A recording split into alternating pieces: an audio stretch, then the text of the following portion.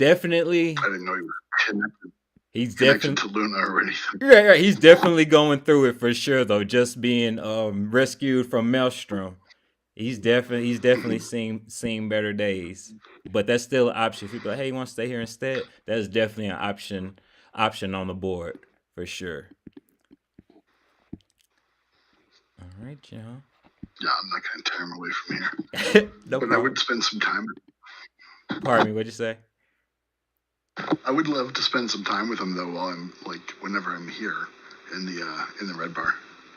All right, all right. Sounds good. Sounds good with me. Sounds good with me.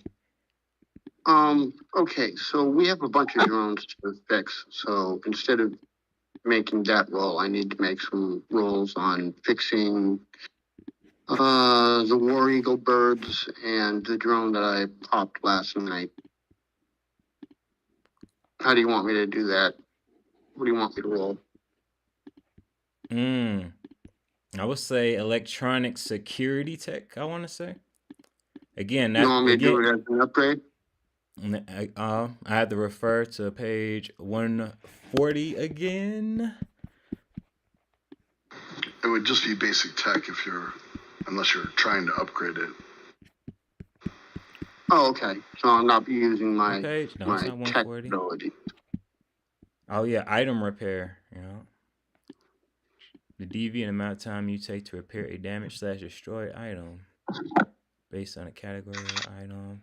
It don't say vehicle repair. So page 140 says item repair and vehicle repair. Okay. It's based on the price category. I don't even say it doesn't say it as a skill, but those eagles they are drones which are security tech. Whichever one to do, whichever one to do. Just want to get us going. I just want to get us going. Ditto. All right. 19 or I have 15 birds to fix. He looks back at his pile of birds like the scrap metal, seeing little beaks and some of the little armor piercing bullets on the ground. And there's like a pile of them. Right. All right. 1, 2, Oh, 3, 4. hold on. Time out. Jazz. Time Doing all out. at once, right? Time out, man. Yeah, you can Time only. out. Time out. Time out. Hold on. Wiz, you're good, man. You had to keep rolling the same thing. Hold on. Hold Okay. on, bro. I'm sorry. Hold on. All right, I My see. bad. You're good. You're good, man. I would have loved to take that legendary roll. I would have loved to take that legendary roll. I see that 27 right there, and I rolled to see how many you fixed. Out of them, you got 3 War Eagles repaired. Okay, so we have 6 total. All right.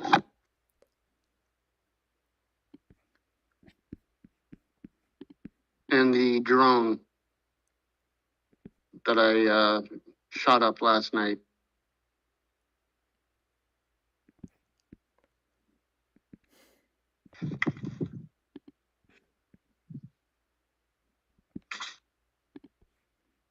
I would 21. like to roll on the random work On table. the hustle table. Mhm. Awesome. You get it fixed, Wiz. You get it fixed. Okay, you can give me stats. 1 drone. You can give me the stats on these things later. Okay.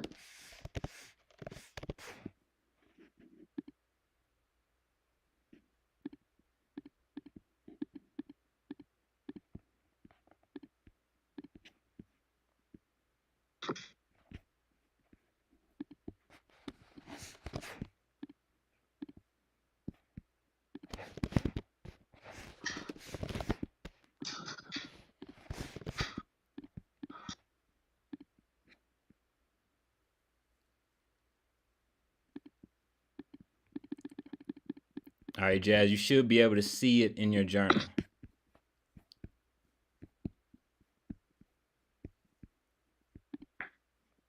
All right.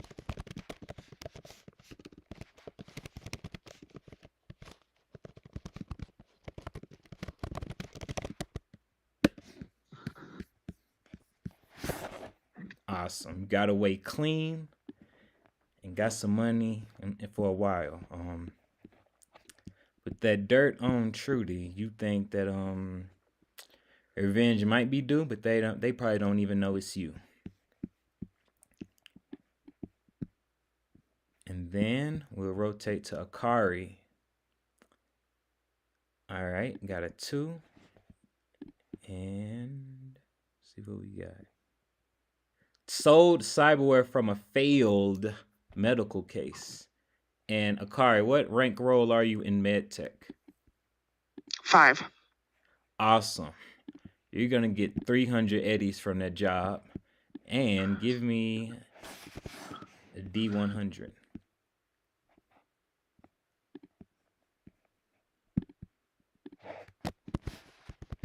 67 now. All right. See, we got that's gonna bring us back to the top at number 2, NCU Fine Arts Campus. Give me a surgery check.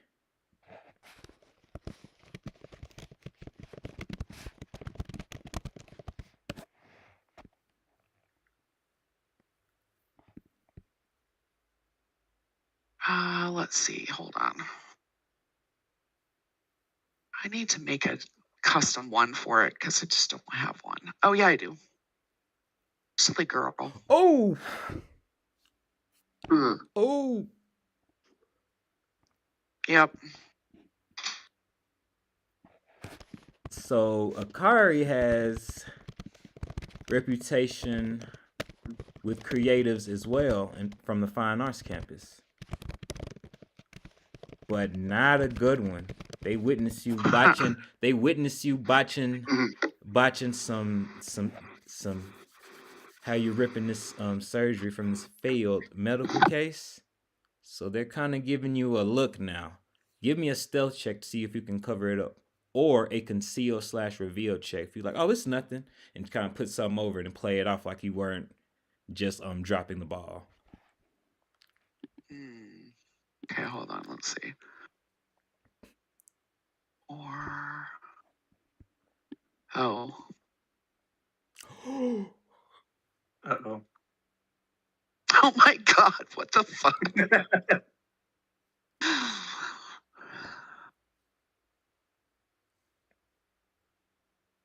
She's like, good thing this isn't my only career. Right. Right. Oh, So, fuck me. so students with their agents and all their cyber cameras record you in full glory botching this surgery on the Fine Arts Campus. Great. That's rough. That is rough. I can't believe I fucking did it twice. Back to back. But I will say, hold on. This is why I don't roll in my other game. I roll with regular dice. I don't roll on because I rolled so terribly on Roll20 for whatever reason. It hates me. But look. You can make up for it though. Since you got 2 rolls, you can roll a hustle under Nomad as well, so you can be able to still pull off a Nomad hustle too. Maybe. You gotta believe you got this. You got the fumbles out the way. So what do I need to do? Give me a D6 again.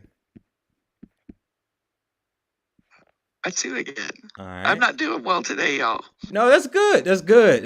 That's good. Look, you protected a shipment, and give me a D100. D1. At the Night Marriott Hotel.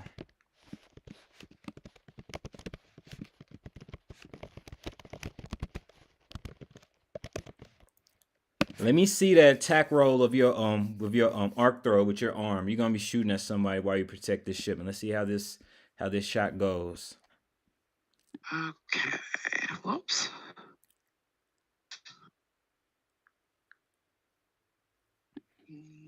Where is it? There it is.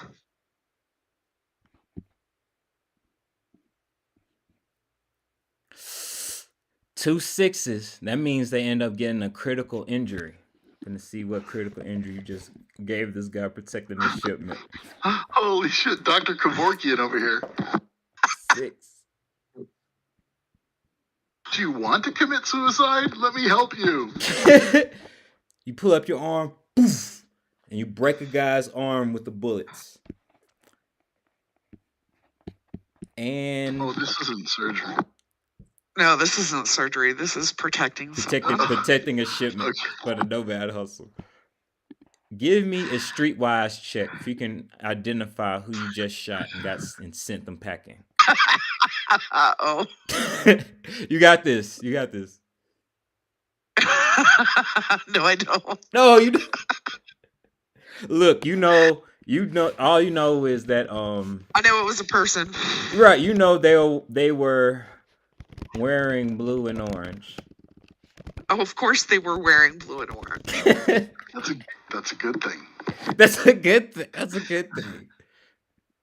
Awesome. Wiz spinning his week building. Rory's also building. Akari does not have a good reputation. Creatives might have made an enemy in blue and with a person in blue and orange in a hotel, and Aesop was able to glide in, not get noticed, and make their rival's life a little bit harder. At least somebody had a good week. Right. It's all good. Awesome. All right. Hey, Aaron, where do I find the journal? At the top of row 20, it should look like a folded back newspaper, and then on the top right hand corner, if you click that, that should be where the characters are, and you should find it says red drawn. It should be somewhere in there.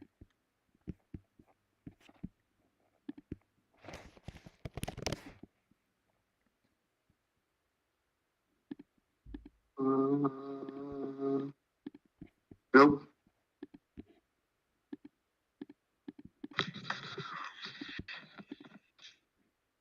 Hold on, I got you. Do you see it now?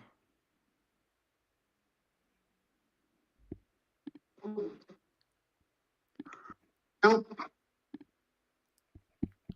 Red drone. Got it. Sorry, I'm talking. Oh, no problem. Red drone. Okay. Cool. All right. And when we last left off last Saturday, you guys were preparing for a big meeting and finding the cure to help society and take the battle to cyber cancer head on. And it comes to a conclusion.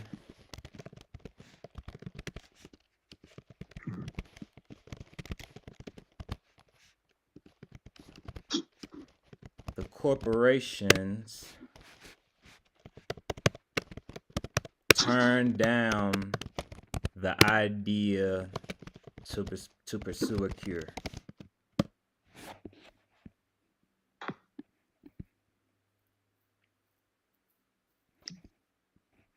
Okay. And you guys are turned to the bar, to your guys' local red bar, as you guys are thinking, okay, we got this disease out here. Do we try to pursue this more in hopes of helping everybody else? Or just go your own paths, or find a way to mix those in together, is where all of you guys' heads are right now. So on that storyline with the cyber cancer, it's in your guys' realm if y'all want to try to go at it right now. Do we earn any money from that job? $1,000 a piece. What did you say, Akari? I'm sorry. Oh, I was just gonna say that is money the only thing that matters, though.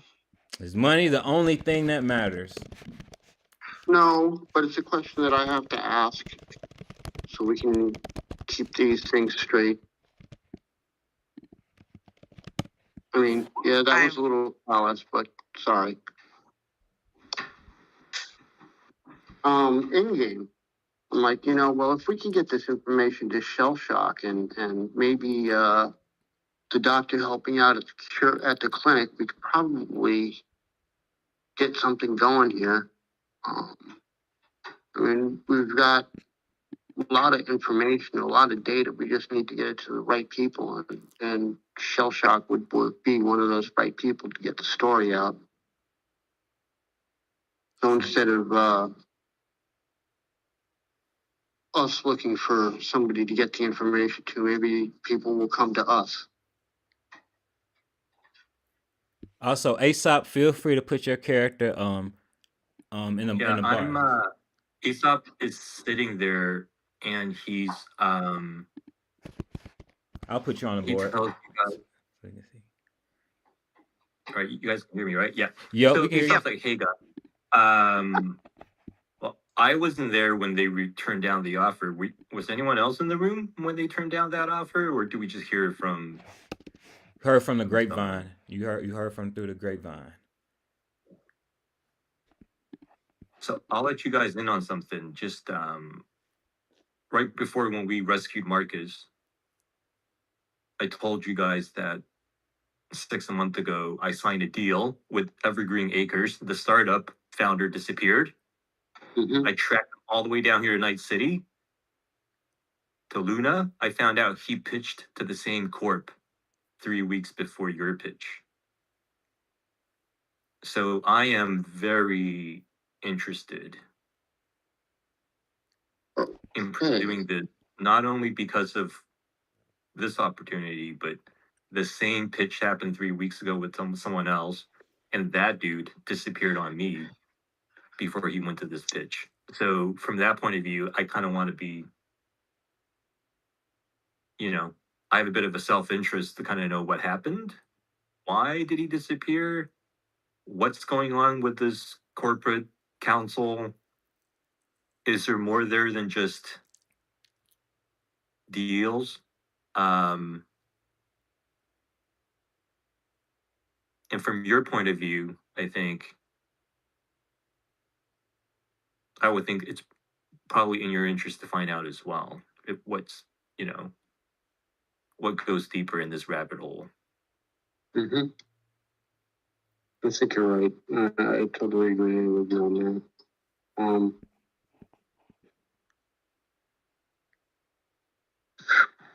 that. How do we go about doing it, though? That's my question.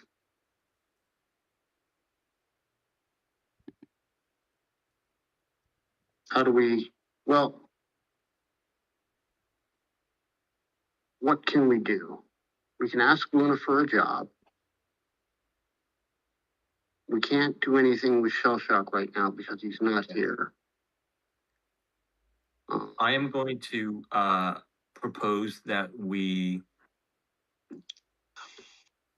do some digging, library search, asking the street to find out which execs from which company was at that pitch, and see if there's anything there. And then just out of character, Aaron. Yes, sir, I'm listening. Also, these guys know that I work for Miyake Investments, but it would be also interesting to know if the parent company was also at the pitch, because if they are, I may have a way to find out something. Yes. Okay, I'm back in character. Yes, okay. they are a pitch. And then hold on, I'm gonna just pause you just for a second, Aesop. Akari and Rory, out of character, what's going through you guys' heads? I got some stuff written for you. I got some story beats written for y'all, but the way this is coming out awesome. If you guys all trying to dig out information, I just want to see where you guys' heads at. If you guys in character had any suggestions or out of character had any concerns or questions as well. About the storyline? Is that what you mean? Yup, about the story, because everybody's taking it. I'm just trying to hear where everyone is. So I'm not, so I can have a good game going for you guys. Just trying to know where everybody is. And if you don't know yet, that's fine because I definitely got plenty scenes planned out. Oh, then let's do that. We can't do some of the best parts that we can do for the research project is dependent on shell shock. That's my vote.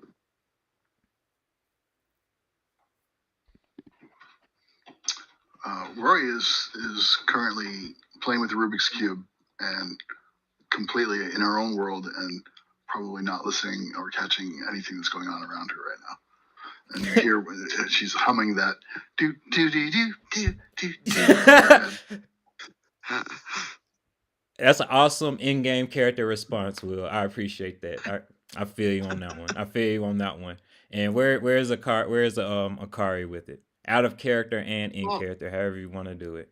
I mean, I would like to pursue at some point somehow the cancer stuff, but I take the story wherever we need to go. I do have a question about, are we just saying John just is gone and kind of ignoring that part of everything, or what are we?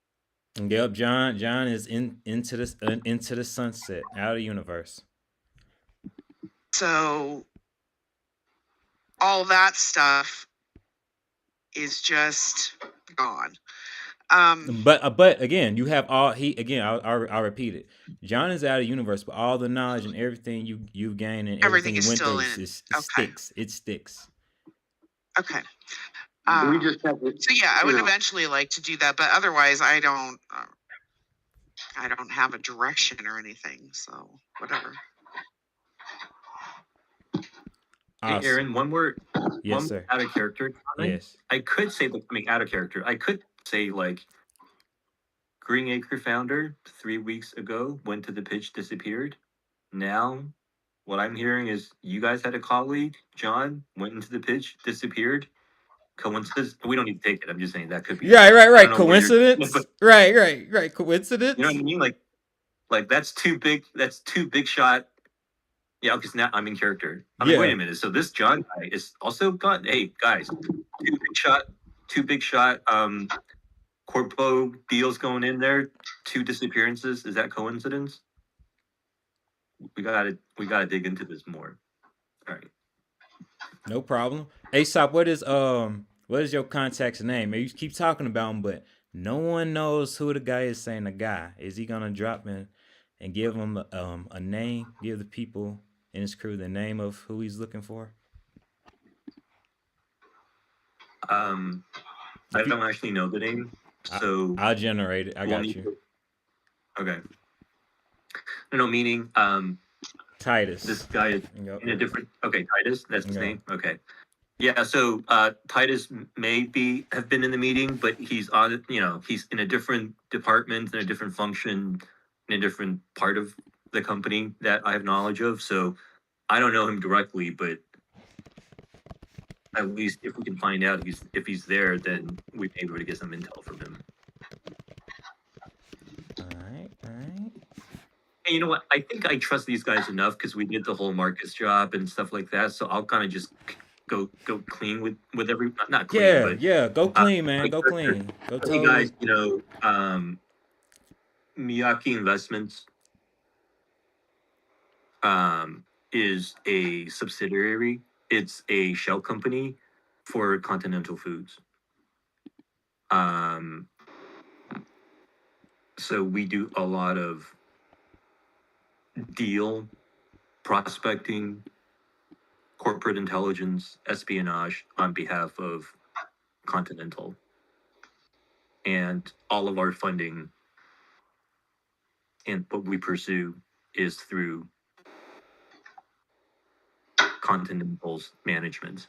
And Titus is the executive vice president of Continental, and typically he sits in these high-level committees where they make deals.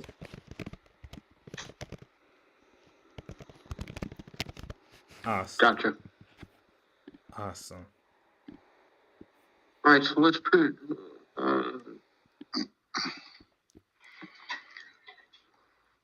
I don't know how during the time here. I just wanted to say, like, during the time, Rory would take her helmet off at some point for briefly, just long enough to consume a hamburger, and you'll notice the new shock pink tech hair Bob do, and she'll also only to Aesop she does this. She like does the like scary fingers and bears her brand new vampire fangs at him and hisses.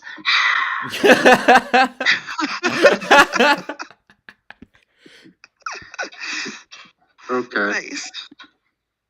Wiz, what were you saying? And then continues to eat her hamburger.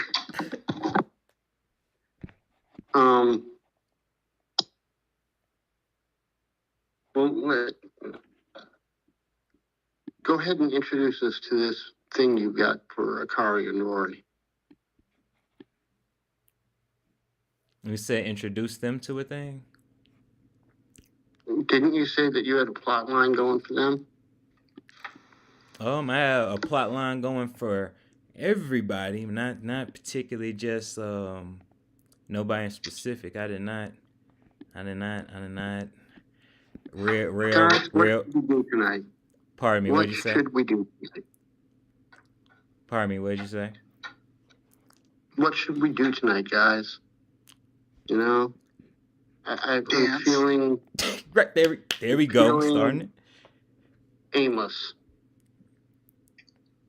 Like I don't have a focus. All right, Rory, give me a style check. Okay. That's under social. Yup. Yeah, wardrobe. Holy shit! There we go.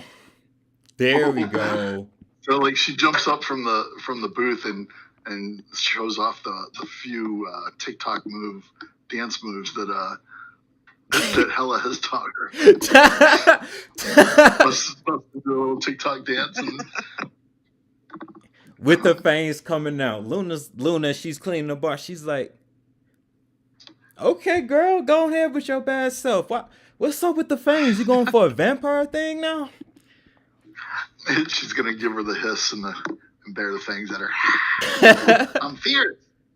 I'm fierce. That is fucking dope. So fierce.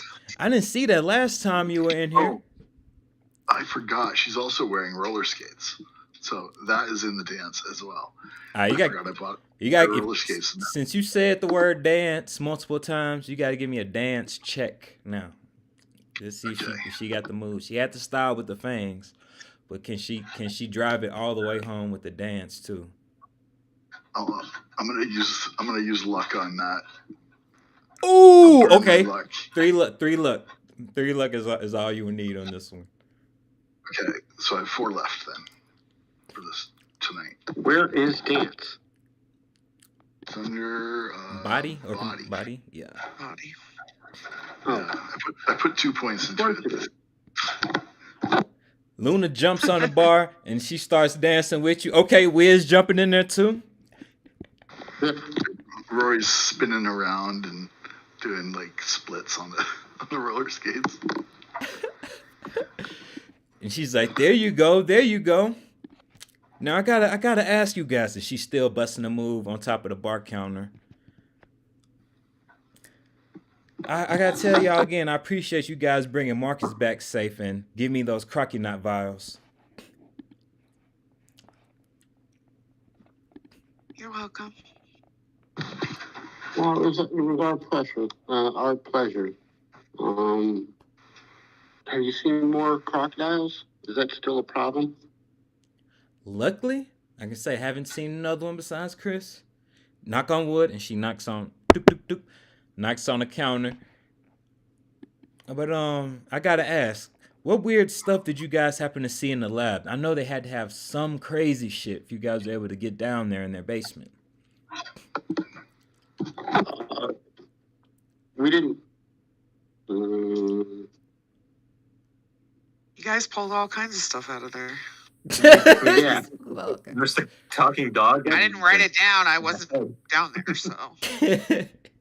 it's your problem to know what it is, but I know. Well, your buddy Louie is in the form of a dog, and we found a decapitated head down there. Oh yeah. Hey Louie, what were they doing down there in the lab? Man, I tell you, tail just wagging back and forth, and then goes back. He jumps on. He's like, man, you'll never believe it, dude. They've been okay. So whenever an edge runner is making their name in the streets, they make it their priority to take them out just for the thrill of the hunt.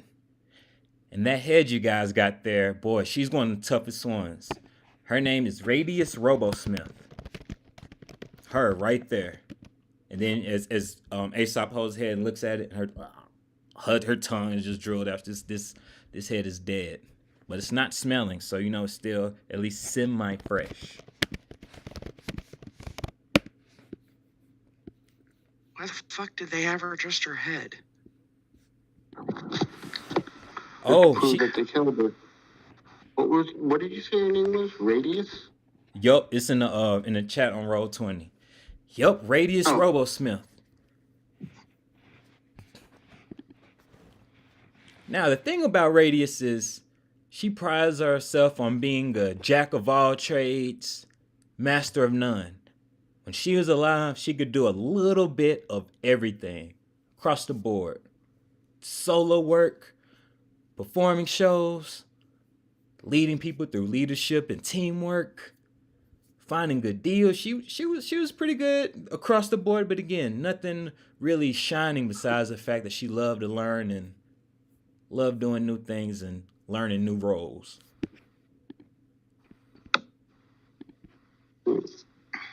Okay, so they're hunting other edge runners, and they brought that head back. Were they doing anything else down there, Louie? Man, I tell you, I had a close one. It was a close one. Good thing I was able to tuck in my corner like I did and act like I wasn't, like I couldn't talk. But Wiz, I hate to tell you, but JR was in there. Oh, JR was in the lab? Yes, she was. Straight up fucked up that Maelstrom net runner. I thought Did she come in with the head, or was the body attached to the head, or did they just come in with Radius's head? I'm not sure. I just saw JR in there and I saw Radius's head in there. Hell, for all I know, somebody else could have did and they could have just bought it off them. It's one of those things like art. It has more value depending on who owned it last. So maybe this head could be worth even more in you guys' hands, and who knows, somebody could be out there trying to get the head from you guys. Unless the cycle continues and continues. I'm gonna go over to the store. I'm gonna go over to the storeroom with the head and Louie. Hey, Louie's calling me. And I'm gonna jack into the head to see if there's anything in there. I don't want to do it at the bar for obvious gross reasons. Right. All right, you jack into the head and you find out.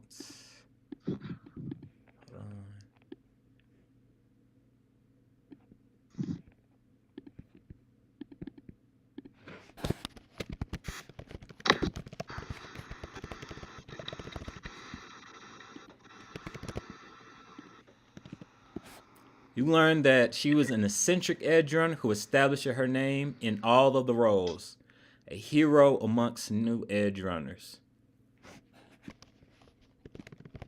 And you find out they have a good moral compass.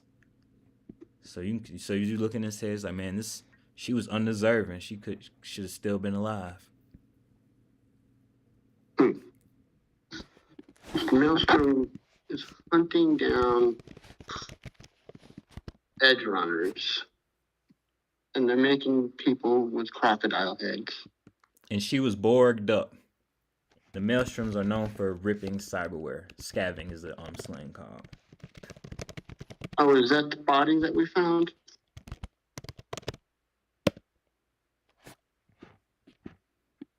I don't remember nobody saying they drag out the body with them. I already know. No, But we it's like didn't. unless somebody the head. said it already. I'm not sure. Did somebody say they dragged out the body? I don't remember it. I don't think so. No, they didn't. But No, there was just the edge runner's body. I didn't realize there was a body with the head. yeah, it was I about just it. got the net runners. Yeah, the net runner was his body and head, and Radius is just her head. And then through doing research on Wire Jacked into, you find out that she was borged up, so she had a lot of cyberware. Thus those two connecting right there. They want cyberware. Will rip it off of you.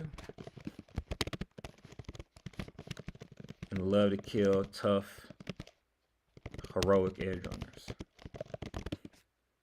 And this is that. What's the name of that gang? Maelstrom. Maelstrom. Maelstroms. Do we know where their base is? You know, one of them has burnt to the ground. Right. You're Do we know where unaware. the other ones are? Or one of the other ones? Nope, not yet. Wink, wink. Yes, yes. Right now. Not yet. Wink, wink. Luna checks in with you and he says, "So man, what'd you find in that head?" Apparently, this used to be Radius Robosmith. I don't know if you heard of her, but she apparently was coming up. Oh man, that was one tough chick. I have heard of her. Oh man, it's a shame that she's gone so soon. Oh yeah. Did you try to roll Streetwise? Yeah. Oh, let me know before you roll some. That way I can be able to prepare for everybody better. Oh, okay. No problem. You good. Maybe people should roll Streetwise to figure out where the Maelstrom hangout is. Luna goes on to tell you and says, I'm pretty sure Maelstrom at this point, at that thing going down, they're starting to spread out, so they haven't found their own headquarters yet. Knowing them, because they're not too bright. But one thing about Radius though, she was a good chick, and I heard she was not trying to impede on what you guys are doing, but I heard she had an end on finding out what was going on with the cyber cancer as well. And Wiz, give me an interface check as like you hear this, and then you try to dig deeper to see if you can find some information.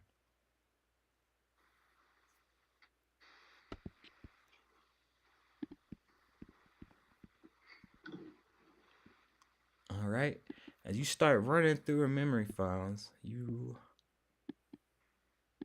find her journal entries, or a journal entry. Okay. I read it. All right.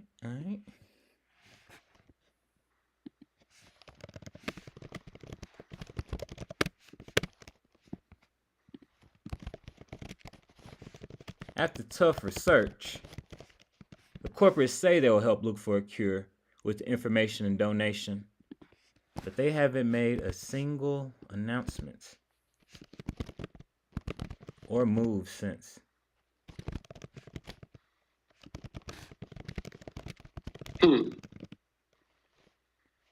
99% chance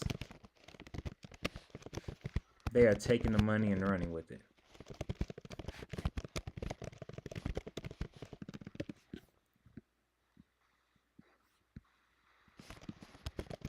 Something about blacklist? Does this make any sense to you?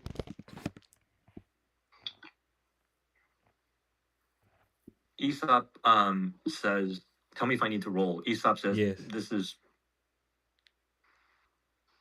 We got 3 things going on here. Are they related? Number 1, the guy I was chasing disappeared after making the pitch on this ag technology. And oh, guys, by the way, he says, just offhand, that ag is improve food production yield 100 times. And that's going to save a lot of people's lives. So not all corporate are evil. And anyways, he goes back. So we got my guy who disappeared after making the pitch. We got this John that you guys talked about who disappeared after making the cancer pitch. You've got Radius saying the corpos may or may not be related to the pitch, ran and are not interested in developing the technology. They just want to take and steal the IP. And now her head's gone. And somehow JR is involved with Tarot Tech. So you got three things going on. Are they related? You got JR, Tarot Tech. You got Radius getting herself into exposing some things, and you got two things going on. And I just think the Maelstroms are too dumb. They're just taking orders. Like, there's a puppet master behind this. Oh, There's definitely a puppet master. Yeah. It's going to be JR, I know it. Aesop, there were scammers in that building, too. Aesop, give me a business check. Yep. Yep. Okay, sorry. Business is under education. 20. You start. Go ahead, Rory. Y'all realize that it's a lot more profitable to find a cure for this cancer, and they want to be the ones to do it, right? They don't want anybody else to take away their game. True enough. It's a good Do point. we know another media? Well, when you can dole it out to whatever price you want to dole it out to, because the sole owner of the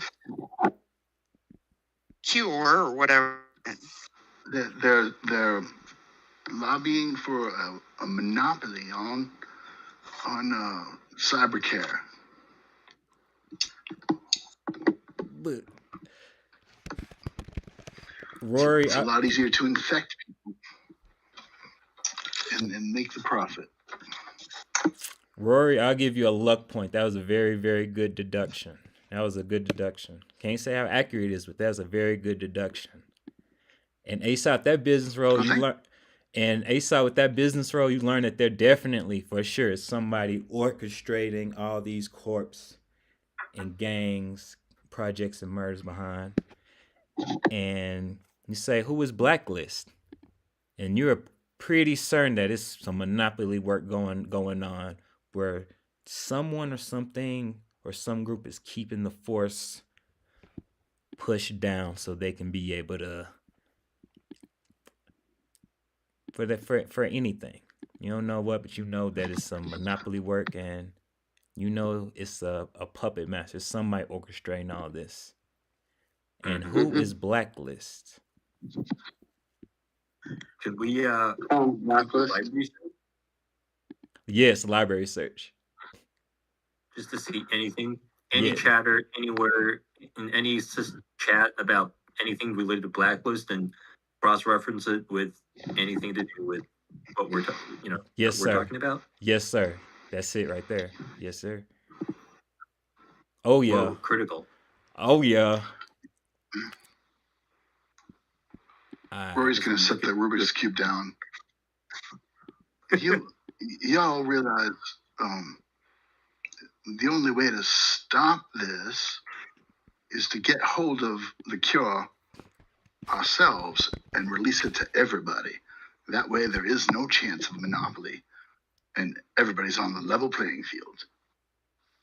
That's what I was thinking when I was talking about shell shock earlier, guys. You know, if we could get the message out via shell shock and involve one of the doctors over at the hospital who's working on the two people in there that have cyber cancer, well, then maybe we could get a cure and publish it via shell shock.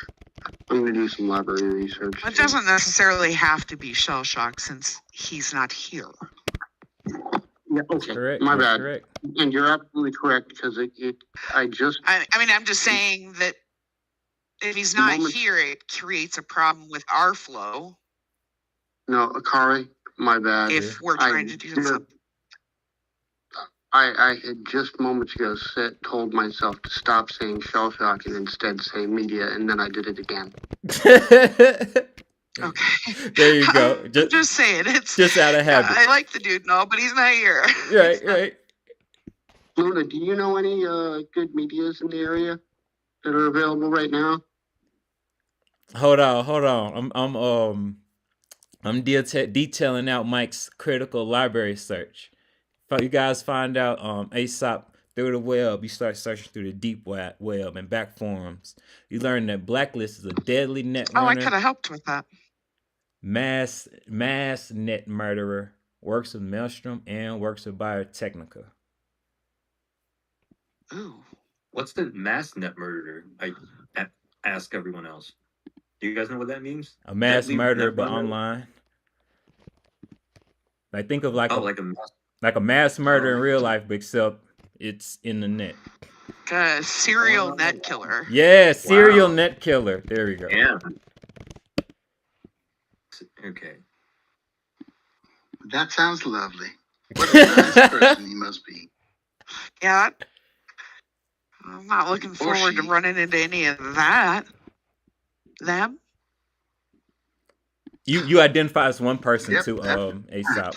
That's actually an individual. You think it's one. You guys are saying you don't want to meet up with that, but I'm going to be the one in the net. Yeah. Yeah. Rory says, "That's all you, Wiz." Claps him on the shoulder. Oh, you got this, bro. You got this. When I had a choice of paths to go down, Netrunner was not the one because I'm too scared for that. Thank you. I know it. It's right. All good. It's all good. Right. It's all good. Aesop tells the group, what is interesting here is that this mass murderer on the net somehow is tied to Biotechnica. I know that everybody hates Arasaka because they're the big bad evil guy in town. Oh, Biotechnica's shitty too, aren't they? But in the court, yes. If Arasaka is the devil, Biotechnica is like the Dark Prince. I mean, they are also very, Arasaka runs all the wars and sells all the weapons. Biotechnica does all the dirty biotech shit that we see on, So when I was working with Continental Foods, we've had dealings with them, and typically we run into them many times, and they're in very, very shadowy types of deals. So something's not smelling right here, guys. Follow the money, follow the serial killer, follow Biotechnica. We got to figure out a way to unravel this. Okay, well, we've got to find a Maelstrom hideout and see if the Maelstrom passwords that I got can lead us somewhere. All right. That's one source of data that we can do. And as you guys are talking about it, Wiz, one more time. I'm sorry to interrupt you. Where would you like to finish? No, I'm good. That's it. All right. Griffin from the Raw Dogs comes in with his nomad jacket, no shirt at all, beer belly hanging over his belt, and he stumbles in and says, "Good evening, y'all." Hello, Raw Dog. How are you doing tonight? Hello. Oh, pretty good. Stuffed up on ribs, man. I'm so full. Whew. What are you guys up to? As he looks at all you, like, what's up? What's going on? What are y'all getting into? We're trying to find a way to get into trouble is what we're trying to do. Do you happen to know anything about the Maelstrom gang? Oh man, I know that they're the type to kill their own, and they'll do anything for cyberware. And now look, Wiz, they're calling me crazy for this, but hear me out on my conspiracy theory, okay? But it's not a conspiracy, it's true. Everybody knows every conspiracy turns out to be true. All right, are you ready to hear me out on this? Go for it. All right. Are you like one of those crazy persons? Then he stopped. He's like, "Excuse me, Missy." Are you like one of the crazy persons? People call people. Tap tap tap. She wraps her head on her helmet and does the crazy symbol. Right. Oh, yeah, Miss. Some people call me a nut job, but they don't. Look, I'm just here spreading the truth. Hear me out, y'all. Hear me out. And have y'all ever heard of a net runner named Blacklist? Dun dun dun. Says Rory from the helmet. The sound effect, like the sound effect would go off. Right. So I take it. Yeah, strangely enough, we have. All right, hear me out. What do you know about Blacklist?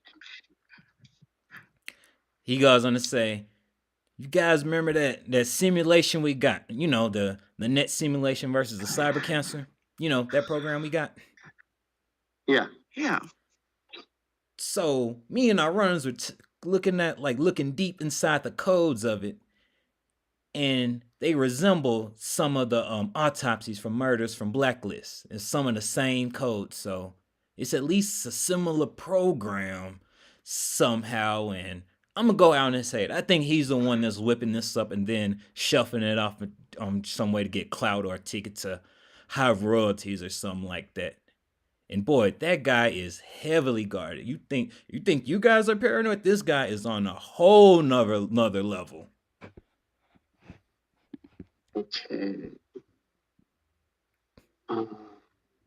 Aesop's like, I don't know what you're talking about. Can someone explain to me what he's saying? You know what I'm saying. Okay. So you're saying the puppet master is making the source code that resembles the simulation that this team has seen before, or it's the simulation part that. Okay. Yes. Okay. So Logic.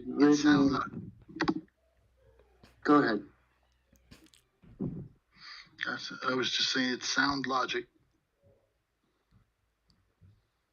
Sound logic. Okay, we got to find this Black Master dude. Logic. And basically what she's saying is that Blacklist is the DNA signature that is on the as far as like a coder's DNA signature that is on the other program is what he's saying. Yes. And that they're being controlled by whoever the puppet master is of this whole scenario. Give me a deduction check, everybody. Let's see if you guys can put it together. Ooh, 17.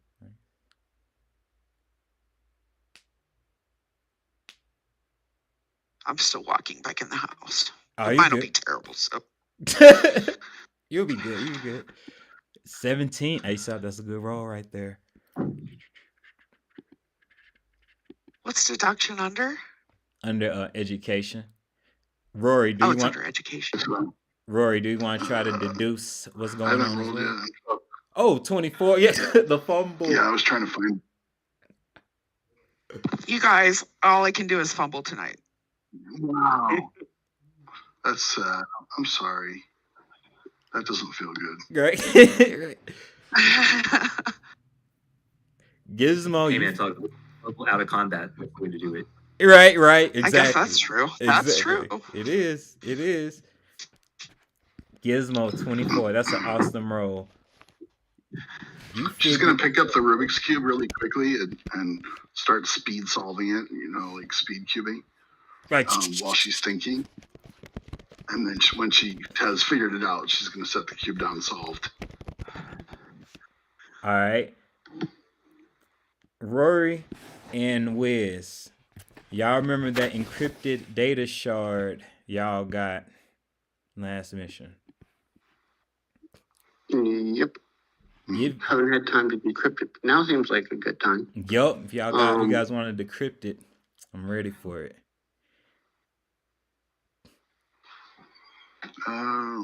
What role is that? Cryptography under education. Cryptography. It's cryptography. Okay. Well, I have a 10. Can anybody beat a 10? Cryptography. I have a 14. Oh, Aesop. Okay. This might be. Yeah, Darren fumbled it. Wiz like, how do you? Awesome. There we go. Awesome. Yeah, the answers might be on that chip. All right, and then on the encrypted data shard, you guys find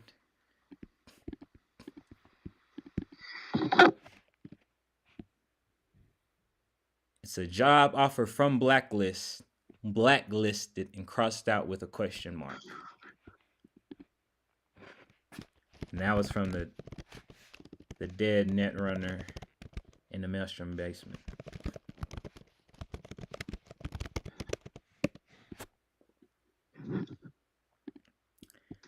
So Gizmo, you deduct that Blacklist is at least of some sorts of a puppet master. They at least have a part in making cyber cancer virus, and they are actively hiring, testing, hiring it and testing. Apparently, yeah. Well, she would share all this. Thank you. And then you figure that they probably have you guys on a black list.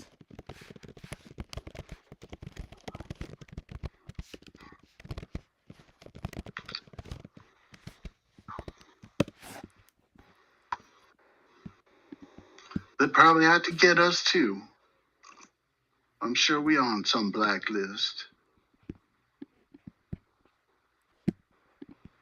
So Aesop asks Worry. He's like, let me make sure I understand what you're saying. You're saying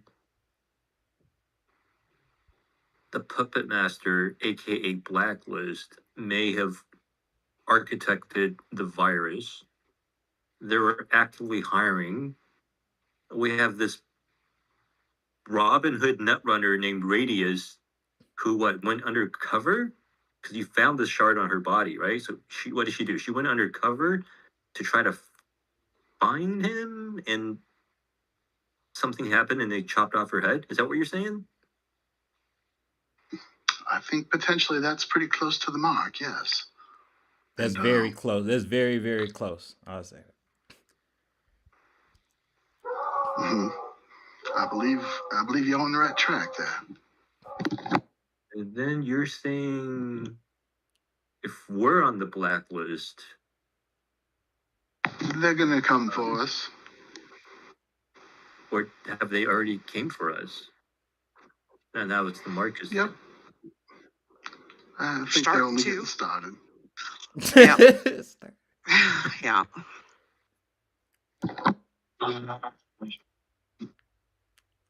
Comes back to finding the Maelstrom gang. And you said they're just dispersed. No single location. No Maelstrom hideouts. Hey, who's this?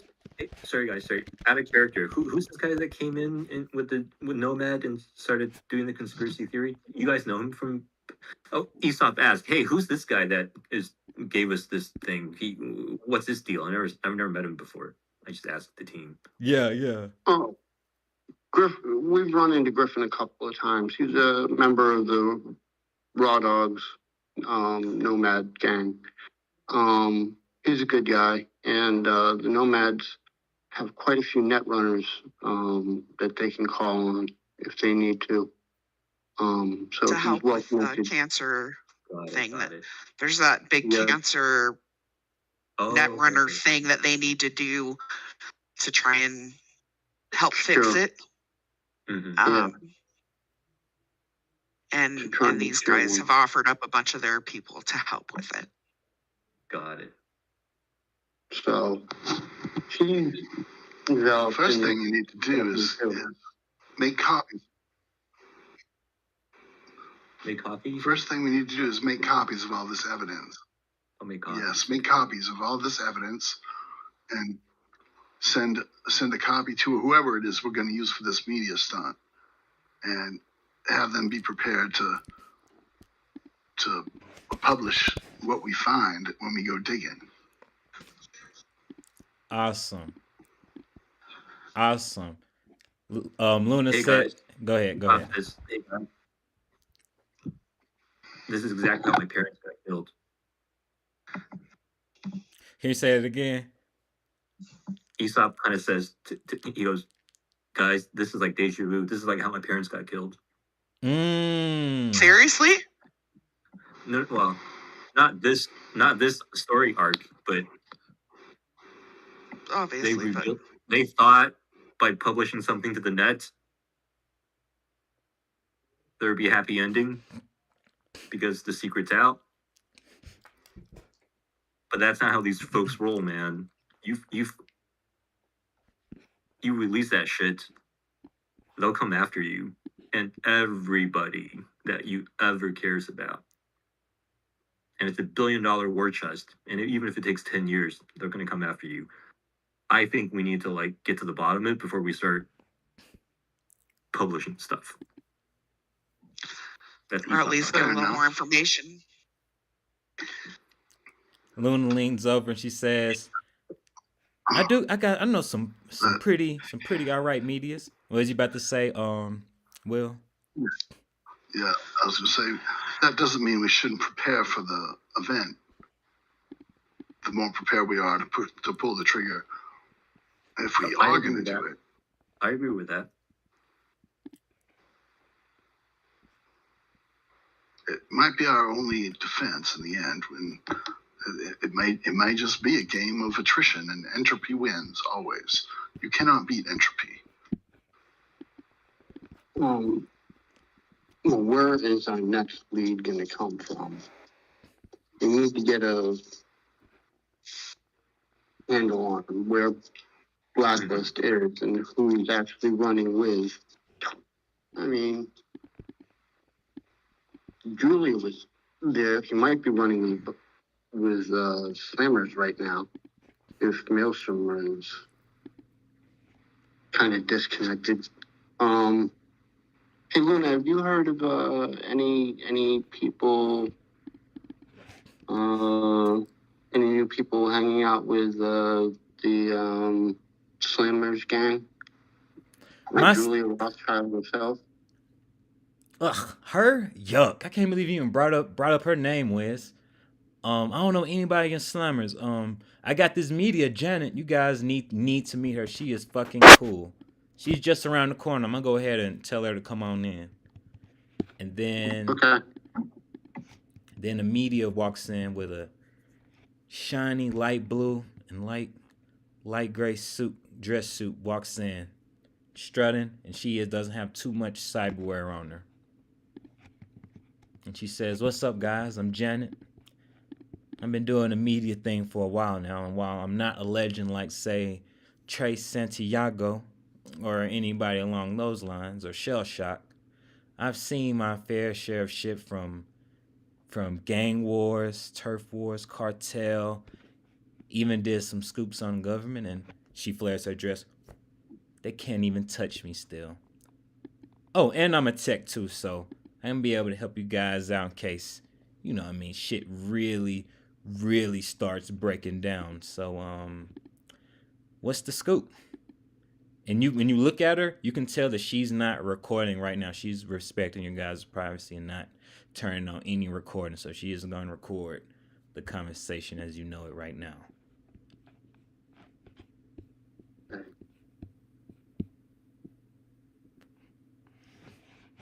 Well, what do you know? Blacklist? Oh, Blacklist? That was kind of thing. Oh, you're talking about them. I got the inside scoop on Blacklist. Here. Her eye turns blue, and then she sends all you guys coordinates. here's his address, but please be careful because it's rumored that he created the cyber cancer. So you know his net is gonna be able to send anybody that's not prepared. Let's just say give them a bad time and maybe give them a virus or disease there is no cure for. That might happen. And besides that, his bodyguard, Cameron, he's a certified sharpshooter. But there's a catch to it though. He has a reputation. Don't look. I try not to laugh. I'm trying not to laugh, but he has a reputation for being addicted to dating sites. So that's his kryptonite right there. I'm getting him out of the way. Let's just say Mr. Blacklist takes his privacy and his security very, very seriously.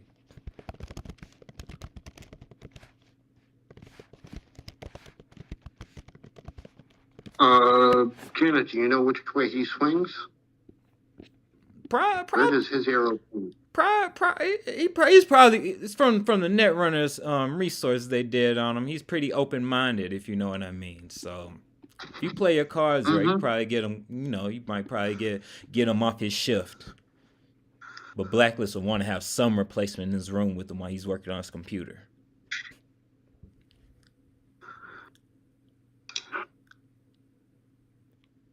Well, we could try setting up a dating profile for him and ambushing his dumbass.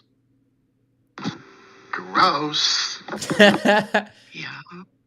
Hey, look. We could. Look, you could, and check this out. We've got all varieties of ladies around and men, and if he's creeping into children.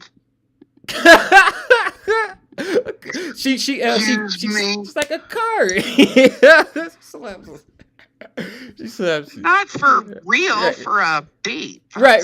She does that like that nudge, and she says, "Look, I've tried this strategy before with my flawless stature, and they didn't even have to use a body. They used an AI. He thought he was talking to somebody of my stature, but he packed his bags and went on to try to date, and went on a date with the AI version of me. So that's one, but you can't use me this time.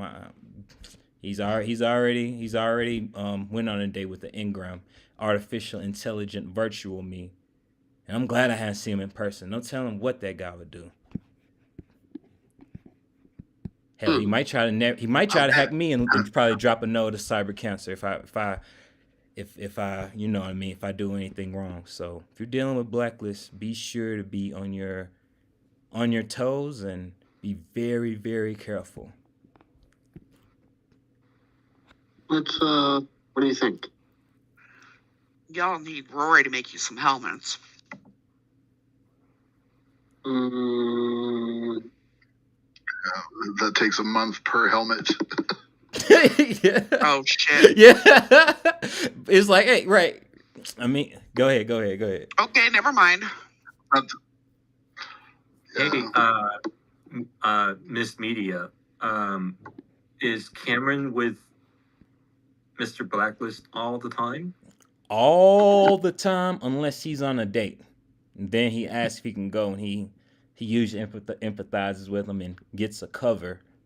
But 99% of the time, Cameron is going to be at his side while he's on his computer in his room. Mm-hmm.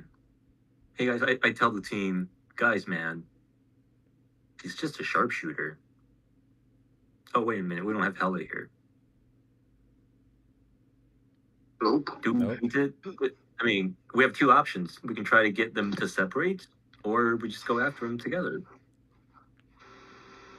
I say we get Cameron isolated, try and take him down. Maybe not necessarily kill him, and then maybe we can interrogate him a bit, get some more information. Janet, do you think you can send your engram to, her to meet with Cameron in an isolated place? The thing I'm about gonna pile on top of that. I'm gonna pile on top of that. I go, Janet, listen, this is gonna be like we're after some big story here. And trust us when we say this is for the good.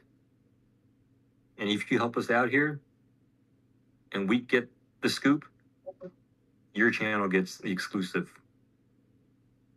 reveal, whatever. Do I need to persuade or? Well, tell me what you want to persuade her to do, and then persuade. You sounded convincing at first. Hey, look, your AI made an impression with Cameron. We want you to do that thing again with Ingram, Liz. What was her name? Yeah, Whatever her name is. AI, like a virtual. Help us out here. Help us isolate Blacklist. Get what we want. And once the dirt is all out in the open, and we need to reveal this to the world, we make sure your channel gets the exclusive. All right, give me a persuasion check.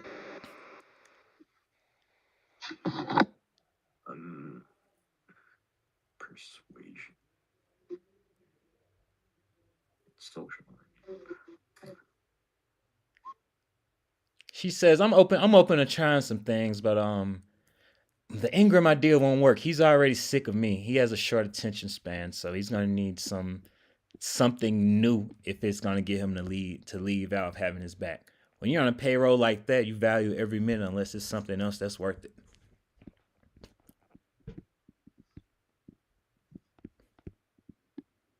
Akari. How do we generate that next knockout? Akari. You said generate the next knockout? What does that mean? I'm listening. Oh, you're saying we need to generate the next knockout character to lure him, right? How do we go about doing that? I'm asking the team because I don't know anything about tech or AI.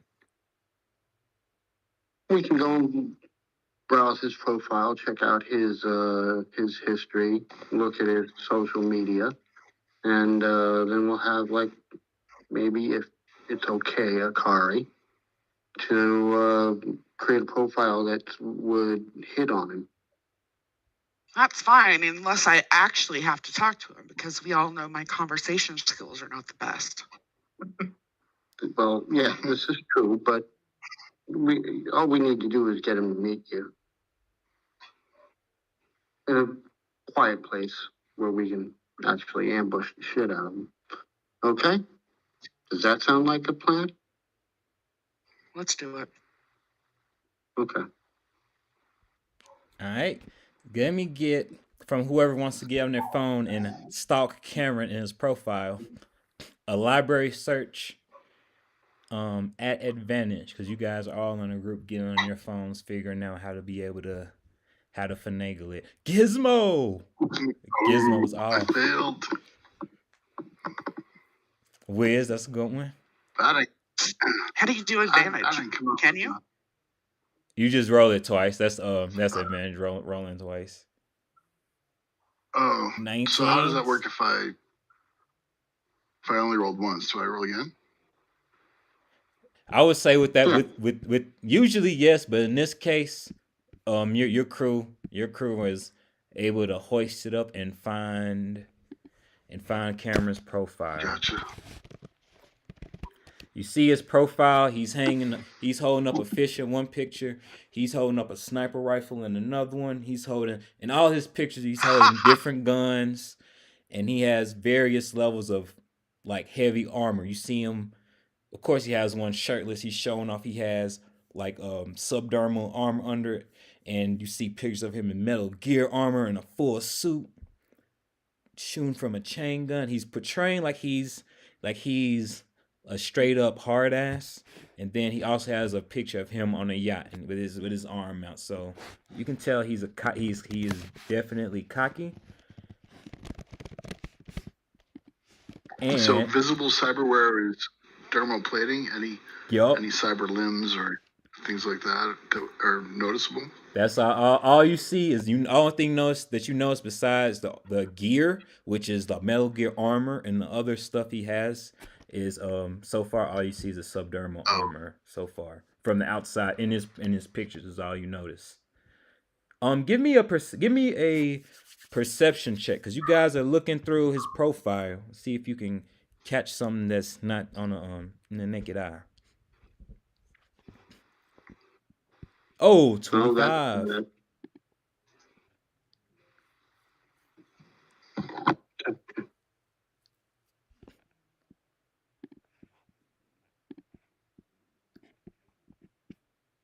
Awesome. Under the people you may know, like people related to him that they might think you know, you see the name B List,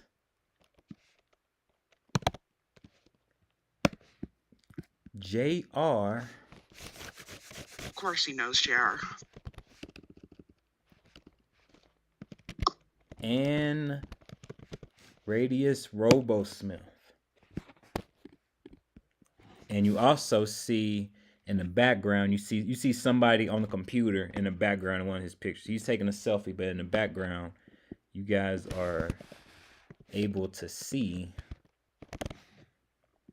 who's in the background of his picture.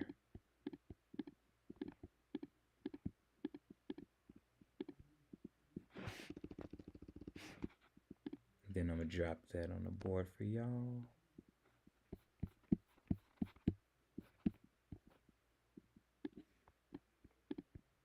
And then here's a picture of the guy who you guys see in the background on their computer. And with a 28's perception and a 25, you notice on the computer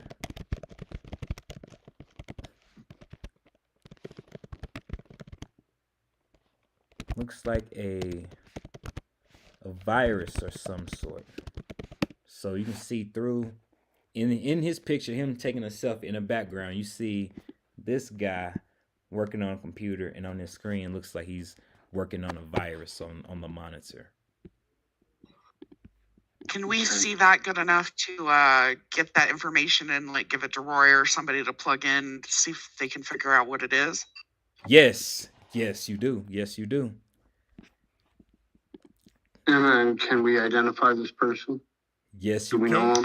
Where are these pictures that am I missing where the pictures are? It's to the You said you're posting pictures of somebody? They're on a I'm just saying that on the Roll20 map, it's just a big icon. Okay. Yeah, I don't have the you pictures. Were posting something in right. I didn't literally have all the pictures of Cameron. I'm sorry, y'all. I'm sorry.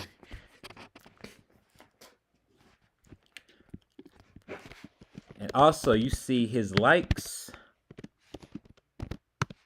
because you know, always have your preference on those is slim, not too much cyberware, preferably.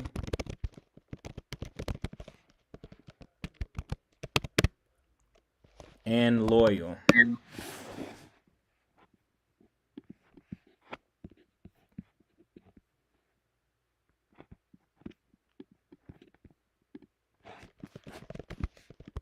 Long hair. Okay. All right. I need. Go ahead. All right. I was just gonna say, let's make a profile that fits him. No,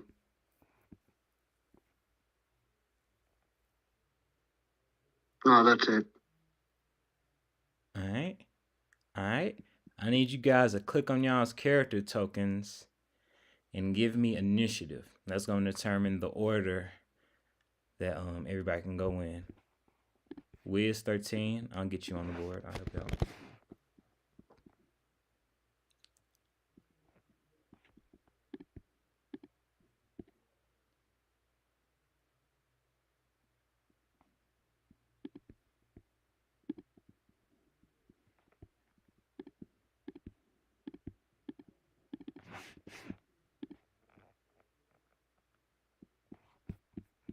Awesome. That's everybody right there.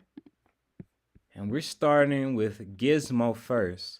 Rory, feel free to ask any question you want in this mission, because I'll be more than happy to help you out, because it's plenty different ways you can go about it. So I'm ready for any questions on whatever role that you wanna make, and whatever ideas you have. You're free to run by the group and myself.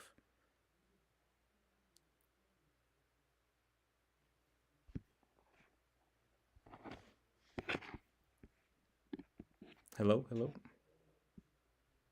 I don't have anything at this time. Sorry, I was on mute. Sorry. No problem. I don't really have any ideas. All right. Other than what we're working on. I mean. Yeah, I'm talking. A human. Here's my 2 cents. Yes, sir. What we're doing is the right answer, because a human hack is a lot easier than a tech hack on this guy. Oh, so true. Right. For sure. Right. So yeah, she's in full agreement with this plan, and she just doesn't want to be the bait. That's all. Okay. With that being said, Gizmo, I'll call that a held turn. So if you decide, oh shit, I finally got what I want, you can be able to come up with that. You can be able to DM me and say, hey, this is the idea, and then I can be able to coast it into the scene for you. That sound good? Okay. We'll rotate it to Akari's turn. Akari, are they trying to use your likeness for this profile? Is that what you guys are going for? That's fine. Yeah, that's fine. All right, give me yes. If we need to take some pictures or something, she can go out to her van and get some different outfits and some makeup and stuff and look like a girl. All right. Give me a personal grooming check for you fancying up your hair and putting on makeup. This ought to be funny. Oh, you got this. There we go. She's pretty, but she's not all into this stuff. And then when you come out of the van, Rory's ears go off, and you hear the bound chicka bow wow. Right.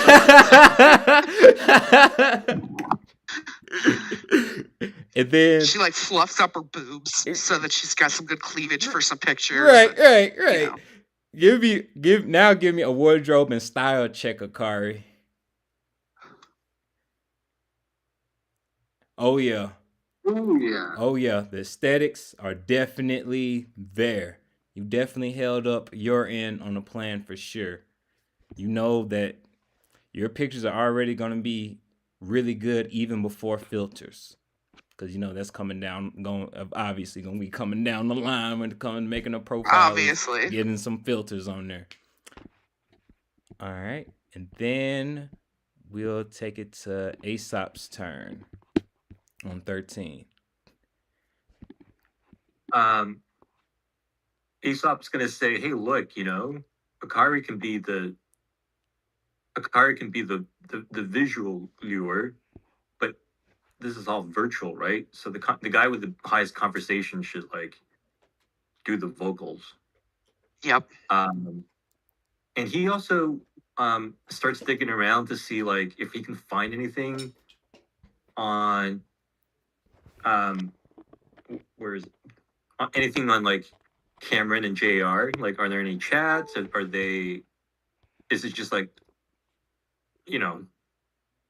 casual or do they have any conversations in the net that's lingering somewhere out there, etc.? Yeah, give me a library search. That's a good one.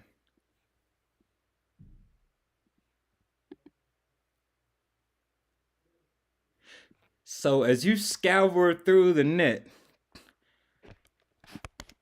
you discover that Cameron and Julia, JR,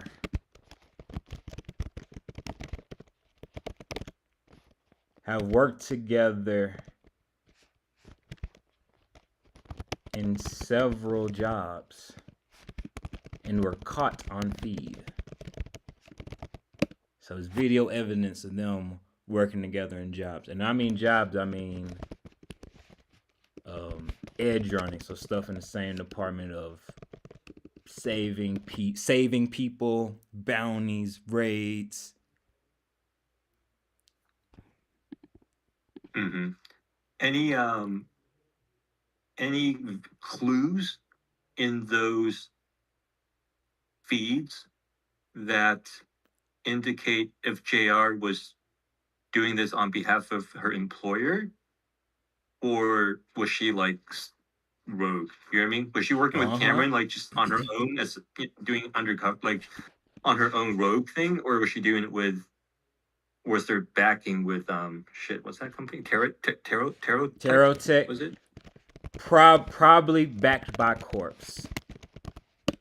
Is the answer. You find that their jobs are probably backed by corpse.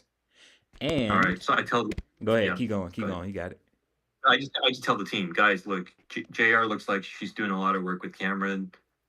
Feels like Blacklist is working somehow with Tarot Tech somewhere that's linked to this. Makes sense. You know, it wouldn't surprise me at all. I've seen JR related to Biotechnica, Tarot Tech, now Perhaps this guy. So she's in the middle of everything, always. Perhaps they're using the tarot tech to spread the virus. I don't know. Ooh. Seems like it would be a good catalyst. Yeah. Rory, didn't we see that billboard last run? Wasn't there like a tarot? Yeah, there was a billboard outside of our bar. We sure did. Remember, there's something about you feeling down, like you feeling. What was it like? You feeling down? Come over or some shit like that, or there's something. Why don't we just look outside? That was the therapist. But we can look outside. But they're in the handouts folder. Yeah, there's some sort of probably a recruiting channel. Ooh. I'm starting to think that that's the thing, is they're funneling this cyber cancer into the population through this massive attractive virtual experience, right? And that's somehow infecting the public. That would be how I would spread it, but what do I know? What do I know?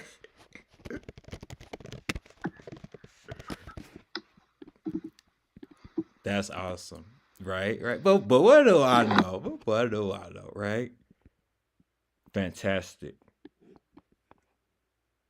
All right. And we'll rotate it to Wiz's turn. All right. Let's have Janet do some. Akari, can you pose with some of your guns or will loan you guns? Yeah. With some of the guns, because he seemed to like to show off the fact that he has firearms. Why don't you do some of those? She'll do some freaky, sexy gun stuff and borrow the meanest looking guns from everybody around. Right. I mean, right. They all hand them to you too. They're like, yeah. They egg you on. No issue at all. Give me a. Go ahead. Kendachi rapier. Ooh, nice. Oh. Those are rare and very stylish, so that might get him going. Okay. All right. Janet blinks her eyes with a little flash, and Kara, give me a style check. Let's see how cool you end up looking in the picture. See if everything comes all together. Oh yeah, you're on point. Even before filters, you're already on point. Wow, sis, you really looking fine. Right. Good. All right, so yeah, I think too bad it's for a slime ball that we were gonna probably need to kill. Right. Well, I prefer to capture, but however that works out. Capture, kill, whatever. Okay. Just kidding. Rory just throws it. Set on fire out there. You said what? Set on fire. She says set him on fire as a suggestion. Right. Like you did. Luna's like you did last time. Right. Her little pyromaniac side is coming out. Right. Is coming out, the violence. All right, cool. I think we're ready to actually put this online filter, this online bait up. Who's the best talker of us to do the cyber chatting with them or whatever? Right. Good question. Let's see, what would that be? Conversation under social? Mm-hmm. Yep. Yeah. I got a 9. Man, we all suck. He said we all. I have a. What do I have? An 8 or something? Our exec doesn't even have a good one, huh? I'm gonna. Hey, might I suggest we cozy up to the media and let her do it for us? My conversation's 13 now. I put all my points into it, so it is better if I just don't roll. The problem is my rolling criticals. Well, 13 is the best of any of us, so you got it. It's all you. or just a persuasion. I mean, you could go to the spam way and come out trying to persuade is the first message as an example. Oh, also, y'all know the algorithm. See if you can even pop up on his end. Wiz, give me an interface check real quick as you trying to hack the dating profile to get y'all to pop up in this algorithm. If you want to, that's just an option on the table, or wait it out.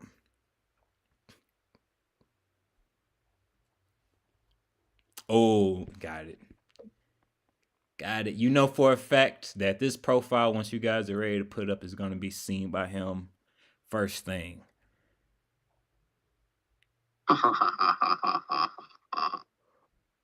Net runners are useful, I tell you.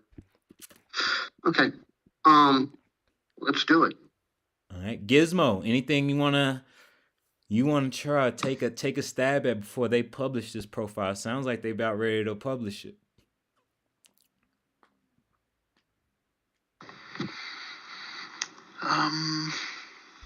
Let me check. I was going to suggest some kind of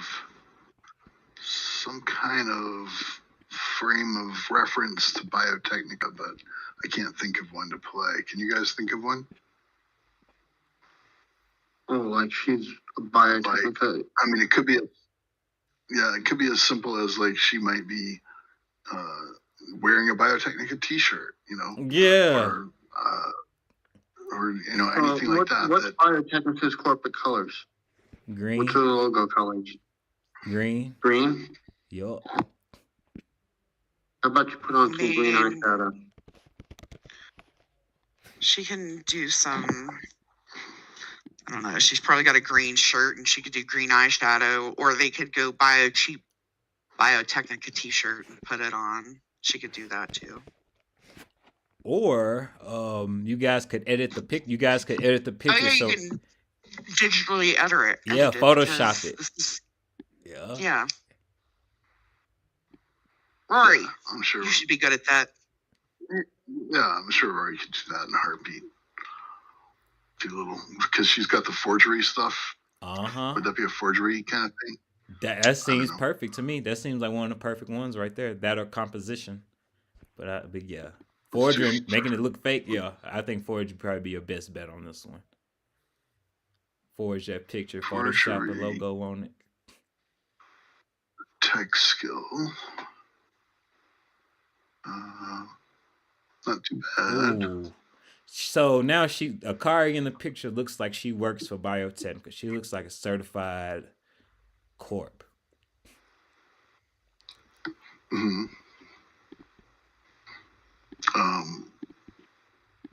Or at least as a fan. I don't know if we want to make it look like she actually works there, but more like she just Fangirl. Fan or something. Fangirl, yeah. If they go digging for like employment, oh, who is she? If she works for Biotechnica, we don't want that. Okay. We just want, hey, she's a fangirl. Awesome. That works. That's definitely a good idea. All right. All right, y'all ready to publish? Is y'all ready for the next thing to happen? Yeah. Yep. All right. You guys send it through. Fishy. Right. Fishy. You guys turn on the app, and soon enough, Cameron matches with Akari instantly. And then in the text box, it says sup. So you guys know Cameron's on the other end talking to y'all. And that he is just as much of a sleazebag as we think he is.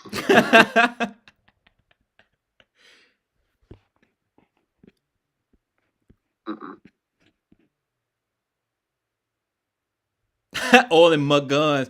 Give me a conversation check for that line. I'm dying right now. I'm dying. Oh, yeah.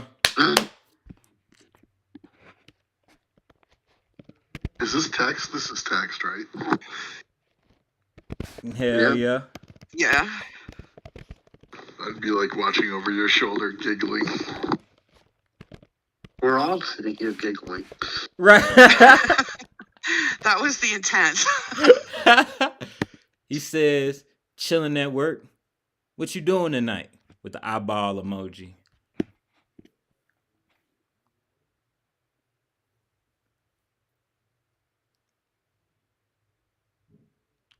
Give me a persuasion check.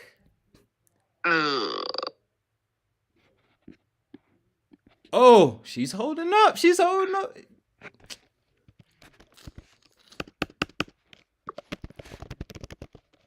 says, let's meet right then. Okay, so he wants to meet where? You don't want to go where he wants to go.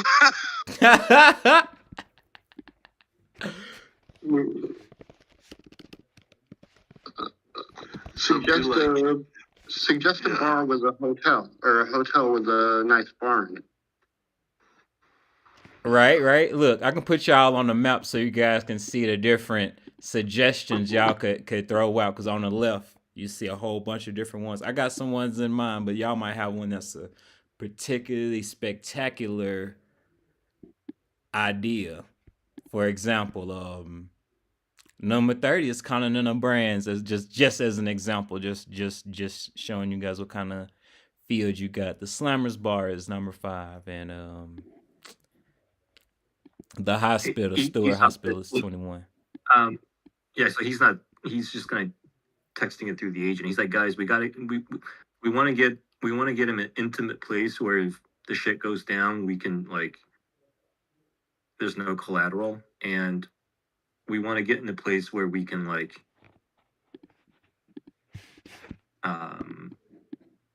Plan ourselves as patrons and just like have the ability to surround them. You know what I mean? I say we just we use the hotel bar to get him into a hotel room where we ambush the living crap out of him. After we get him, after we get him naked.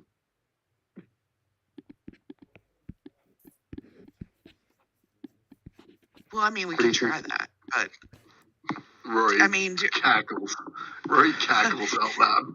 Okay, does anybody know of a hotel where we could get? Here's what we would want. We'd want to get a room where there's a room connected to it or something.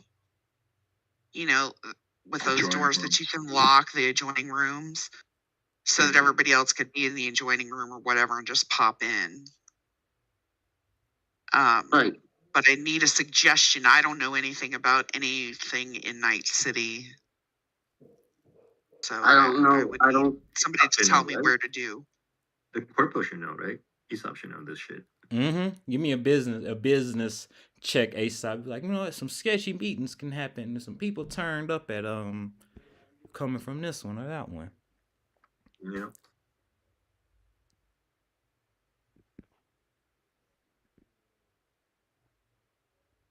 All right. Number 51. If y'all can see it on the map. The Night Marriott Hotel. Oh, them again. Okay. I could go early and rent a room and lead him up to my room or whatever. Try. Also, guys, I will say this as well, because I just gonna put a reminder. The character is Cameron, and that's Blacklist Bodyguard. Yeah. Okay. Just making sure that y'all know. And he's the one that's a sharpshooter. Yup. But if he's out of the building, he's already out of the building. You could stand him up too. That's true. But again, you could go for him just to try to get some information too. Because you guys, that does make sense. You guys want him for information, because that makes sense too. Just want to give you guys more context of everything. For I thought that was who the big guy. That's his bodyguard. Yeah, I've always been driving towards the idea of capture, not kill, or kill later. Right. Akari, do you think you can make a truth serum? Oh. I don't know, DM. Do I think I could make a truth serum? With help of everybody in your crew, you guys could probably get a dose if you guys have y'all roles and able to work together and work together as one to whip that up. Yeah, I have pharmaceutical. Yeah, she's a pharmaceutical expert. Oh, that sounds awesome. You guys have a kit to be able to get one if y'all roles are there. If y'all want to try to whip one up. All right. Well, let me make the date real quick, and then I will get on the internet and book my hotel room or whatever with an adjoining room, so that it's all ready when we get there, and we just pick up the keys. And nobody has to go with me, so I look like I'm by myself. If we're gonna do that. All right. Do y'all see number 50? Go ahead. I actually have. Where is it under? It should be under education, right? Which one? What's your question, Will? Which you're looking for? Chemistry. Because I do have that skill as well. I just want to shore up the rule there. You have to manually. I have a 12. You have to manually add it, Rory, under education. Yeah, I didn't do that. It's on my other sheet. Yeah. So I'm just gonna roll the. So it would be Intel plus. I got you. I can help you out. Base is 12. So I got you. So I can help 17. You out. I can help you out. No problem. I got you. I'll put that on there for you. Oh, while you're doing that, can you add what is it? Mathematics as well. At both are at skill level 4. Chemistry and mathematics. Mm-hmm. Okay. Oh, actually, I forgot to. I was actually at 19, not 17. I forgot to adjust my intelligence on this sheet.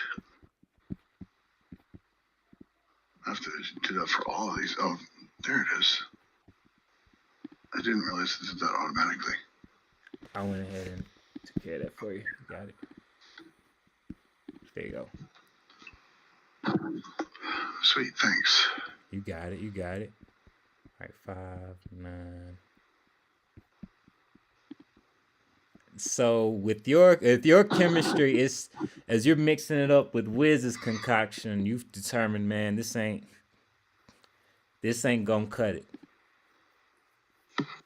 You figured that it's gonna take somebody it's gonna take better chemistry. Well, at least you're realizing better now than later. Wiz must dropped an extra a drop of water in it, and then it ruined it or something like that for that fumble, I guess. Yeah, it was worth a shot with this batch. This batch ain't gonna work, I'm afraid. Well, let's remember to make some of that in the future, y'all. Yeah. Try to make a dose. Keep that shit on hand. Right. It's gonna cost 1,000 eddies in material for one dose. So 1,000 eddies for materials for one dose. Okay. Yeah, I also want to get with you and engineer a better sleep toxin. Yeah. At some point. Yeah, and also Akari in your pharmaceuticals, because they updated the MedTech and one of their new like supplements. Oh, they did. And you got something what's called a sedative. So you can be able to sedate somebody, and then they're more likely to basically could possibly work as somewhat of a truth serum as well. Okay. And that goes in your pharmaceutical bag. So that means you have in a nutshell, just like the rest of your pharmaceuticals, technically infinite, but only one person can have one dose of it per 24 hours. Right. But yes, you do. In a nutshell, now you're gonna I've been trying to look forward to pull it up for a second there, but in a nutshell, you do have a sedative that can lull somebody into interrogation and sorts too. So that's on hand as well. Just want to let you know that too. And then you can use it as a hypo. So that goes with the name. You can hypo somebody with the sedative. Okay, cool. Awesome. Hey, so Aesop says, "Hey guys, like I think we're over-engineering this. Just hear me out. We park ourselves right outside of the Blacklist compound. You call him up and go, let's meet at the Marriott. How long does it take for him to go from the compound to the Marriott? Roughly 30 minutes? Let me see. We finna see. 57 minutes. It's across town from the coordinates. And then I'll drop. Like, as soon as he leaves, we got an hour to do what we need to do at Blacklist compound. 30 minutes in, you tell him we're delayed. Yeah, you tell him, hey, I'm delayed. I'm running 5 minutes late. I'm running 10 minutes late.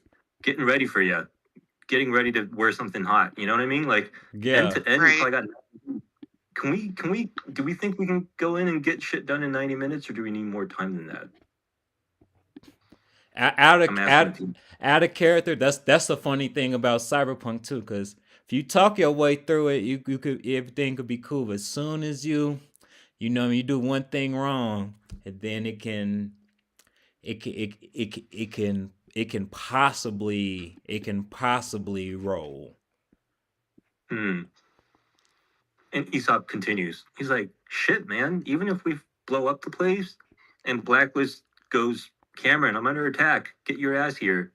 Still didn't take him like 30 minutes to get back, right? So we got like 90 minutes. Wait, yeah. Okay. We got 90 minutes to, I don't know, man. I think it's, unless you guys want to go take him out and get like rough, I think if we go stealthy, we can probably get a 90-minute slot and go into the compound without him there.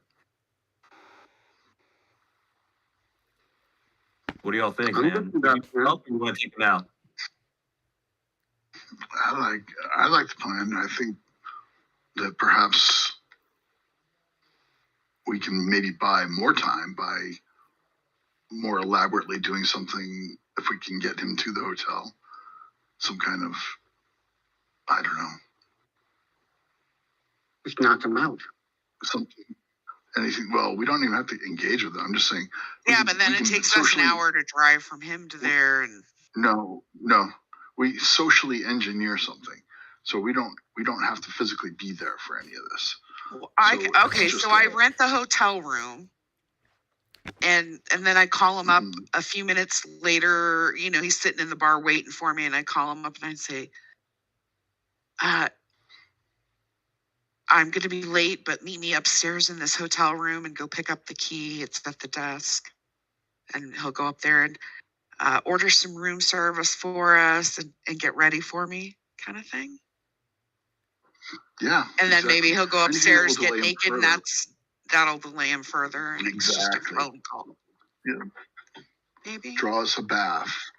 Draw us a bath. Right. Right.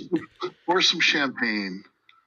Order, strawberries, chocolate chip strawberries. From Right. All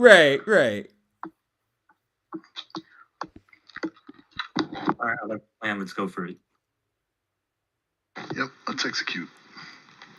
Yep. All right. Cameron texts you back. Bet I'm on my way. Just gotta ask boss real quick.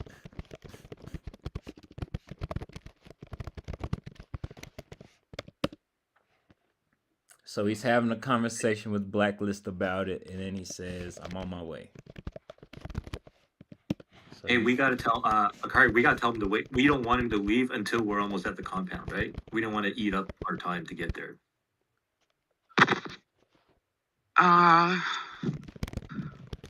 Okay, I said to meet us at like 10 or something. So what time is it? Let me see. Or I guess we could retroactive and say that we didn't say a time and we just told him when to go. Yeah, that works. That works perfect.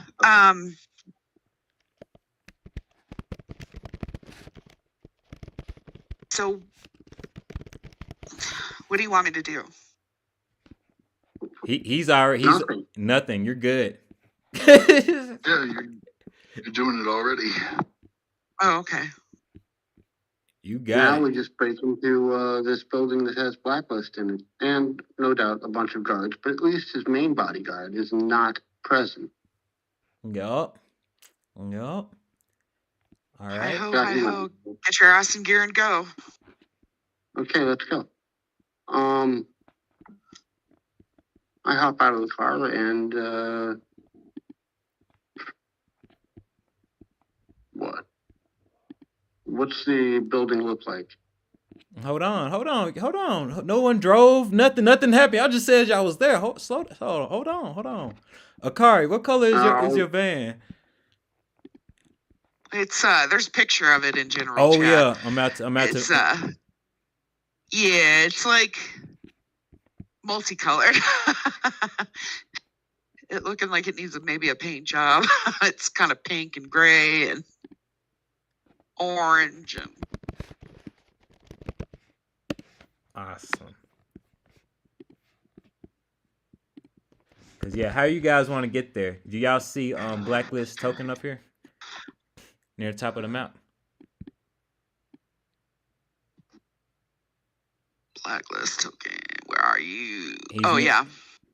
That's where he is, and then this red square is a red bar, which where you guys are, and then this orange box is the hotel. On the way over there, I want to contact the hotel and book a room and tell him, give his name to leave a key. All right. They push it through, no problem at all whatsoever. And you smile like, yeah, we got it. We got this.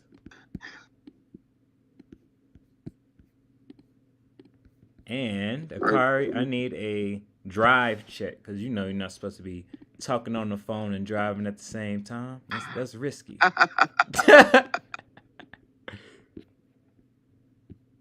It's under control.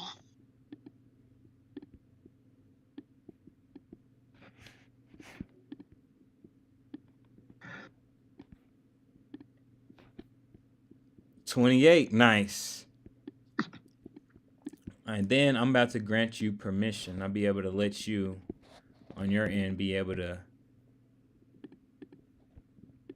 control your van so you can be able to move it just like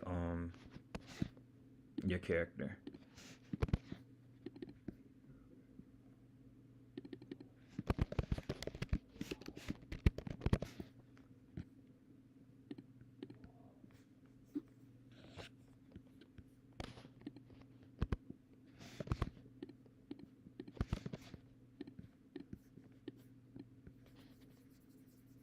All right, and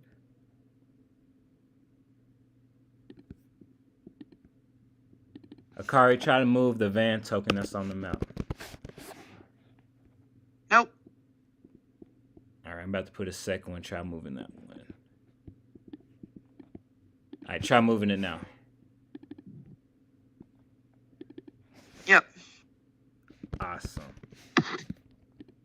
With a roll of 28, you can move in four squares from where you had started. And then diagonal counts as 1 as well. All right. Okay. All right. Now I need all of you guys to give me perception checks as you guys are rolling, making your way to blacklist this place. Oh, can't see nothing. Oh, I'm too busy driving. I don't notice anything. Right. There was a cat in the road. I was swerving. Right.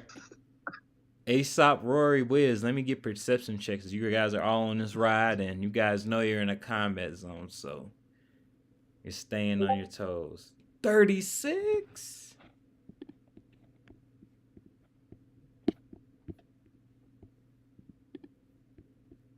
$25. 9? The fumble.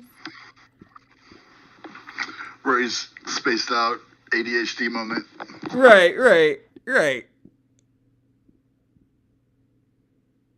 You guys. She's listening to the Mission Impossible theme, and she's broadcasting it out over the years as you guys drive towards the hotel.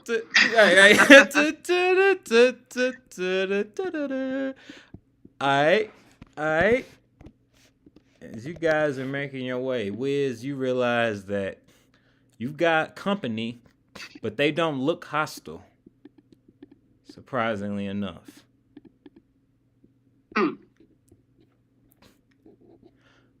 A tech shows up and they land on you guys' windshield and they wave on the inside. And they have a flock of orange and blue drones swarm behind them flying. And they say, hey, we need to talk. Pull over. And she asks you to pull over, Akari. Oh, fuck me. You said orange and blue drones? With orange and blue drones behind them, yes. Orange and blue flying drones behind them. Oh, you guys, I think these guys don't like me. It's me they don't like. Well, remember though, I made an enemy. Oh yeah, that too. Of one of them. Fuck these guys. Pedal to the metal. Let's get the fuck out of here. Give me a drive land vehicle check as you continue in the mash anyway. Wiz, you noticed they didn't want any problems. You noticed that they surprisingly didn't start shooting and start drilling. In a car, you mash on the gas and they fall off and then tumble along the street.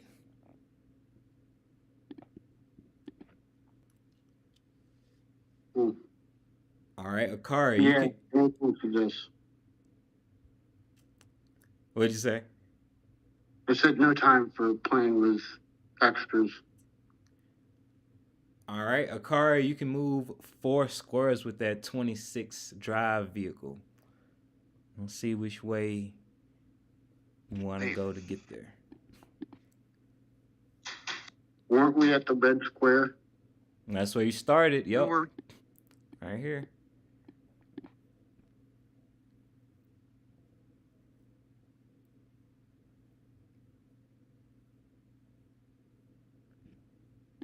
All right. Give me a perception check, everybody.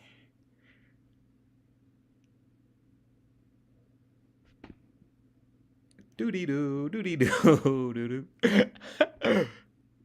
Aesop's eyes are on the prize. Aesop, you notice a black AV in the air about same roll I did last time. The exact same roll. Look, you tried to pay attention, but the ADHD kicked in. She's trying, but she can't pay attention quite yet. She's getting the soundtrack together. Right. Aesop, you notice that 720 yards behind you guys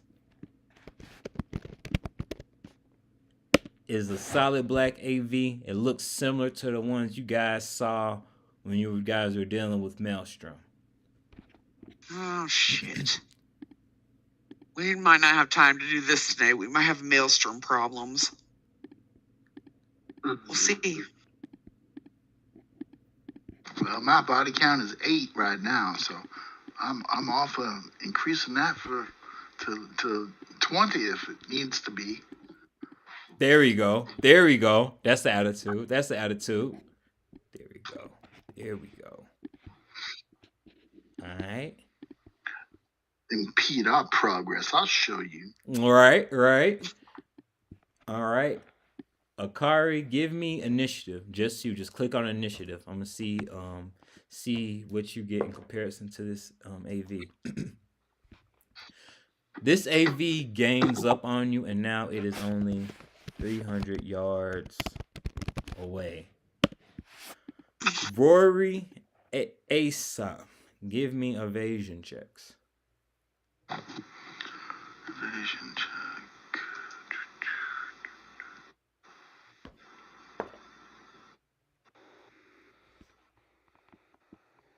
And then what? No. Uh-oh. No. That's not good. Stop rolling ones. Aesop, you're able to evade the one of the sniper shots. Boom. That thread the needle between the armor to get in the vehicle to get at you. It whizzes by you. Rory, one of the sniper bullets is able to cut through the armor and just barely cut through your helmet and graze you. It's only going to do 1 out of the stopping power on your helmet and 2 out of your HP. And you look at Akari and thank her because, yeah. Actually, you look at Akari and you look at yourself and you're like, I'm glad I put armor on there or else I've been in really bad shape. Be like, I think that swerve might have saved my life. Right. And she taps the helmet with her knuckles. Right. And gotta thank the Guardian. Right. Awesome. Now, Akari, give me a driving check, and that'll determine if they get close enough to you guys to get you guys an initiative and start shooting even more. Ooh, I'd say they did. Ooh. It's not your night. Oh, No, Akari. you guys, I cannot roll on this. Roll 20 freaking hates me. It's just known. Oh, Akari, give me 1d6, Akari.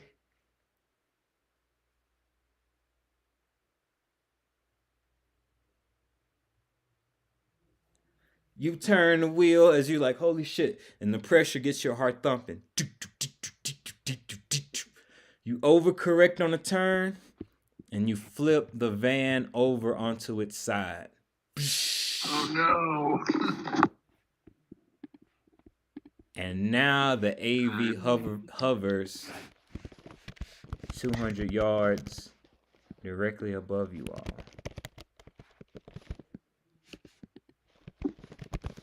We must have a lot of really good rolls coming. One would hope.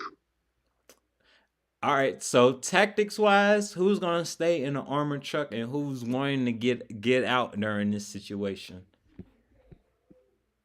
That was just me rolling so I could see the range table.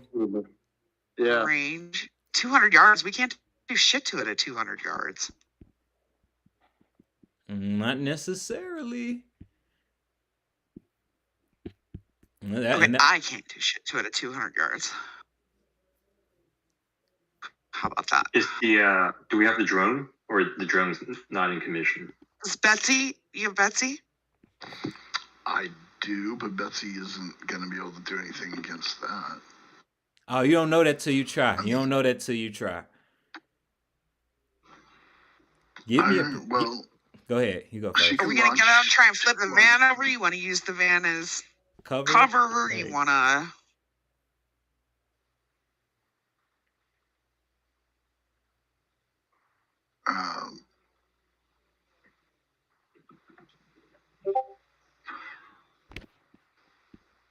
I'm not really sure. I think are there any structures nearby, like parking garage or anything like that that's like more cover potentially? Not going to be. That's a good idea. Good question. Give me a perception check. That's going to be. I'm glad you asked. Perception check is kind of like the go-to for using your action to see if you have cover. So if you have a good perception check, you can be able to find something. If you roll really low, you won't find them. If you roll awesome. All right. You find a wide billboard that's on the ground that you feel like you can get behind, and you see a parking garage 100 yards away.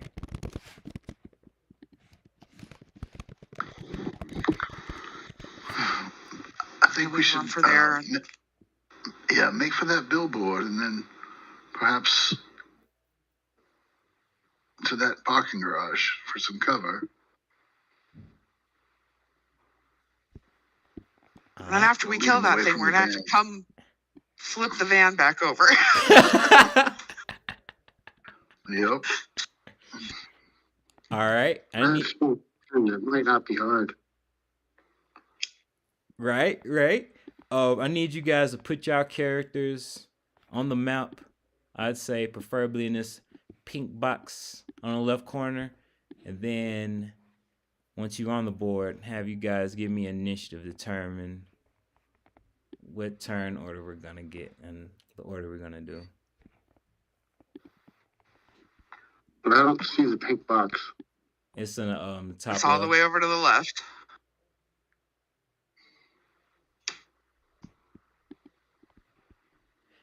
ASAP, try clicking on your character token, then when it's highlighted, click on initiative on the on your character sheet. There it is.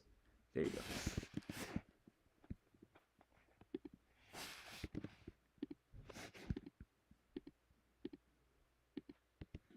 Akari the fumble. Yeah, it's all story. Right? What'd you say?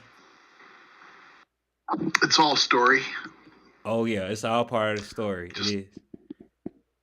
And Rory, give me initiative as well. It's going to determine who has the order. I don't know if I clicked on my token.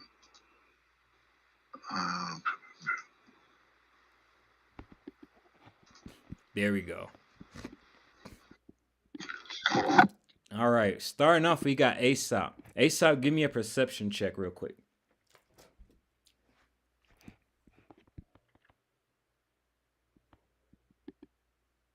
All right, Aesop, you look up into the AV, and I'm gonna tell you what you see. You see one driver, 2 snipers, and 1 person with a rocket launcher, and they're aimed down at you guys as they hover directly above you. All right, I tell everybody those are the guys. Can I make a tactic roll to see if there's any weakness in the vehicle, or if there's any, like Yeah. I know what you mean. I know exactly what you mean. Like formulating and calculating a strategic plan. Yes, I got you. Give me a tactics. See if there's anything going, you know. Sure can. Give me a tactics check.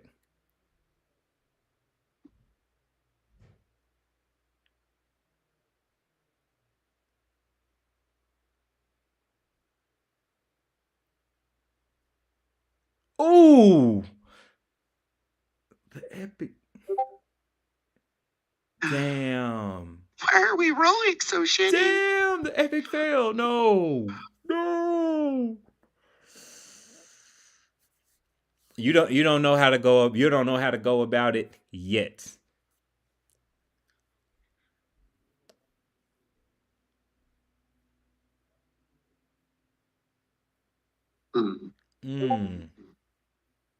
Can you describe the scene for me again? Because I'm having a hard time without. Yes, sir. I mean, like, how this thing is flying above us, yes, or is it on the road behind us? It's directly above the armored van that's flipped over. Okay. All right. And Aesop, you have no idea how to go about taking out the AV right now. That is, but you still have instincts. So you still have you know what I mean, instinct stuff you can do. Like if you want to book it and take cover as an example, or still start shooting at who you want to shoot at. I'm gonna make a run. Yeah, I'm gonna make a run for the cover. All right, give me an athletics check.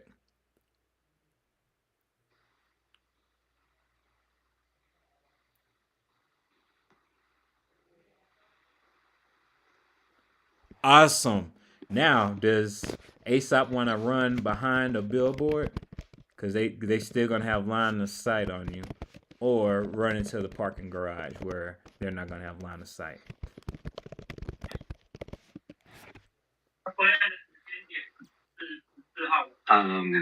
Which one is more line of sight? No, I'm going to go for the parking garage. All right. You book it and you get under the parking garage and you can't see the AV from in there. And you know they can't see you from in there.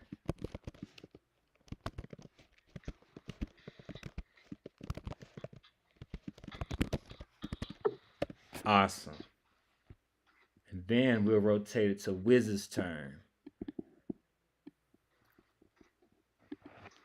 I'm going to. Is it going to require a sprint to get into the parking garage? Unless you fully book it on an athletics check, yes. If you want to be guaranteed to have, again, it's a risk either way, but it's possible. To answer your question, if you sprint, could you make it? You could.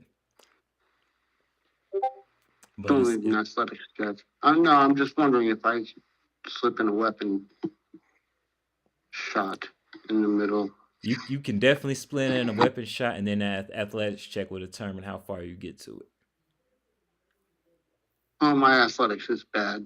So I'm just going to haul ass. No shots. I'm going to go for the parking garage. Oh, awesome. As you start booking it, they start dumping shots at you. But you book it and get under the garage, and they do not have line of sight on you anymore.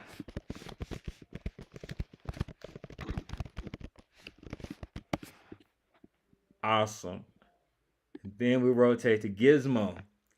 Gizmo in the car and flipped over armored van with the black AV with snipers and someone with a rocket launcher hovering 200 yards above them.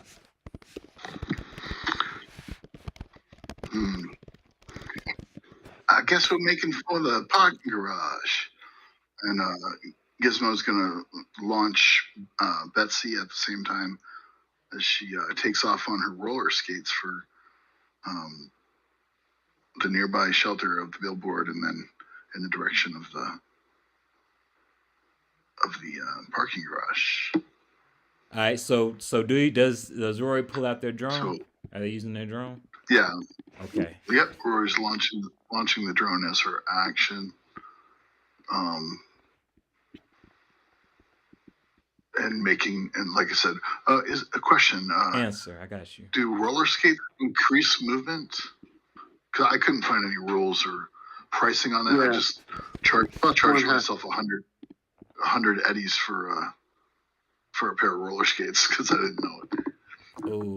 +1. +1 movement? +1. Yeah. Okay. So she'll move 6 squares towards the... What I pasted in Roll20 is straight from the book. Increases movement by 6 meters/yards when using run action. But having one movement, it makes sense adding one movement. It's not technically in the book, but I can give that to you for sure. But these are just normal roller skates, though. These are like normal roller skates, not inline skates built into my feet, though. Just like a pair of antique roller skates. Hey, those probably expensive then if they're vintage in that case. No, I'm giving you a hard time. But they'll give you one movement. No problem with that. But that's vintage though. Don't think people are not gonna notice those vintage skates and not want them. How much for vintage ones? Because I totally would, especially if they're from the 80s. Dude, I would pay big dollars. Dude, that would be super expensive. I gotta think about it. Actually, I'll roll for it. I'll roll for it right now. Damn. I mean, if it's like 1,000 eddies, I would pay 1,800 EPs. It's more than that. Oh, how about hold on, how much do I have left? I think I have 17. I'll make a deal with you. I'll make a deal with you. How about the skates are free? She'll try to haggle. Oh, go ahead. How about you have them for free, except you have another enemy? Ooh, fuck that shit. I never seen a person get turned down so quick. Fuck that. He said, fuck that. I don't want no problems. He said, I don't want no problems. No, I'm good with the enemy. I'm good with the enemy. I have 1,600 eddies. I will make a deal for 1,600. Okay. Oh, I actually have 1,613 eddies. That's what I have left. Okay. All right. The 13 eddies left, and I have epic 80s retro skates. Right. Look, it's 2077, so them things are literally really old. Yeah. No time for mathing, but really old. All right. Give me that's awesome. Now give me an athletics check to see if she knows how to roll in them good enough now. Because I don't see the athletics check on her trying to skate off. Body. I don't have a great athletics yet. Awesome. You got a 20. It's good. Awesome. You made it. 20. He clutched it out. And you're going to the parking garage? Yeah. Right. I'm trying to get there. That's a lot further than my movement, though. I got you over there. Everyone's in a parking garage except the car. Yeah, technically I can go 12 if I'm on the skates. 12 is a car. 12 is a car, so maybe some rebalancing needs to be done. No, I mean 12 squares, 12 times 5 meters. That's what, 60 meters. Right. A car's movement is like 12 squares too.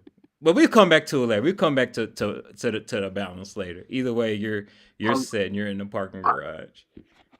I'm just saying, isn't that the normal? You move your movement, right? And then that's correct. I add 1 to that. That's 6 move.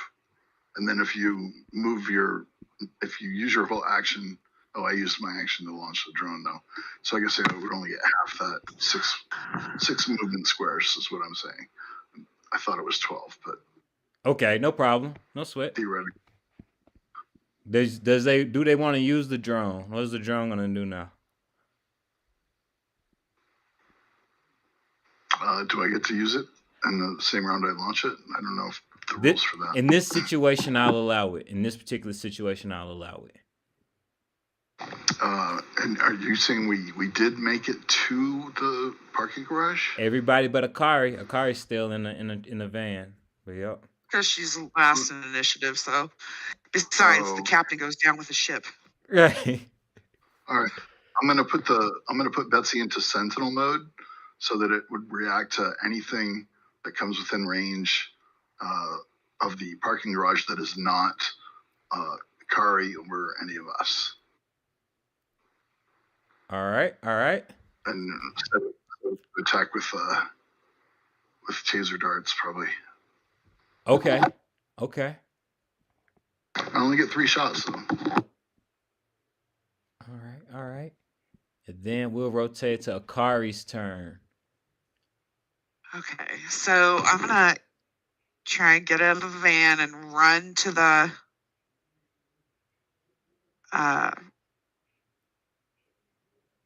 parking garage. All right. All right. Um, Let me get an athletics check. Okay.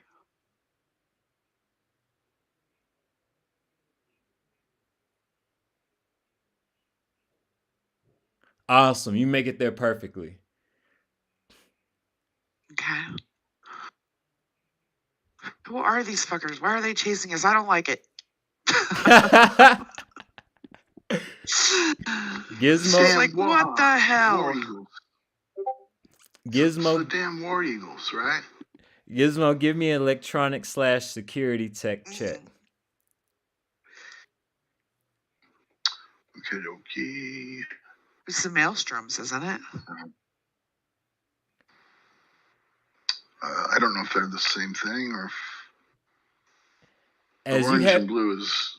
With your drone right outside the parking garage, you look through the 400 zoom, and you see a familiar face, and they're scoping down, combing the streets, or they're in the sky looking for you guys. Then I'll put them on the board. And you see that it's Maelstrom in there, and their leader Ross looking down, and his face is still mostly bored.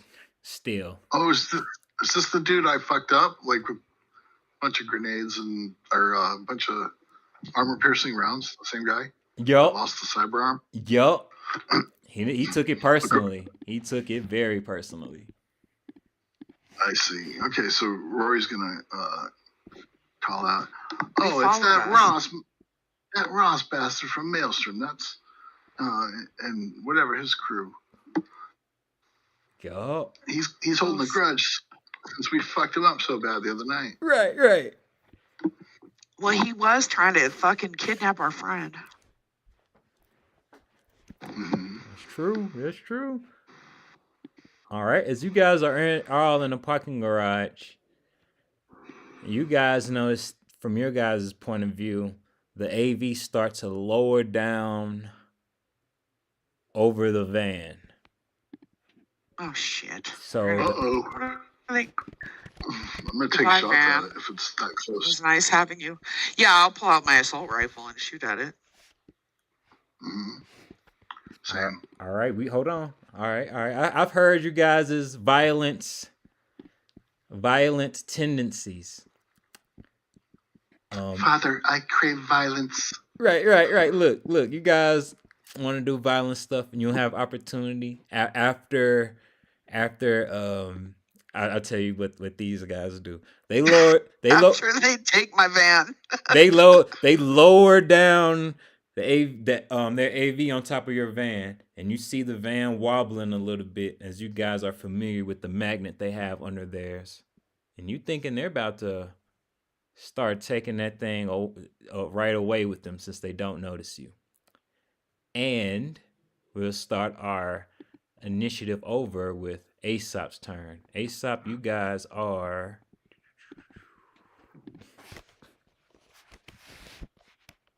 50 yards Maybe they're away. just trying to be nice. Upright it.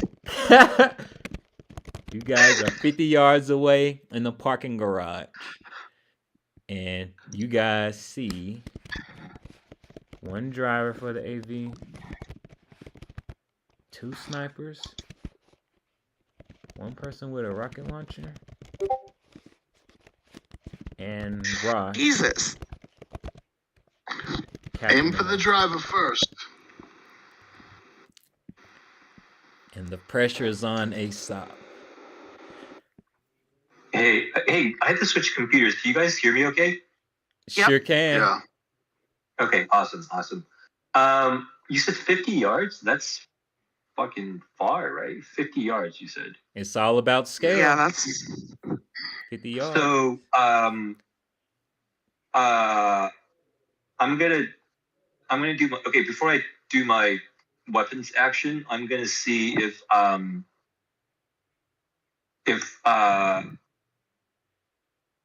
this garage is multi-leveled and if there is a way to get up to higher ground.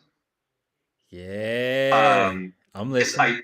I tell the team like I'm gonna go up and check it out. You know, if it's multi-leveled, you guys distract them, and I'll try to like be at level with.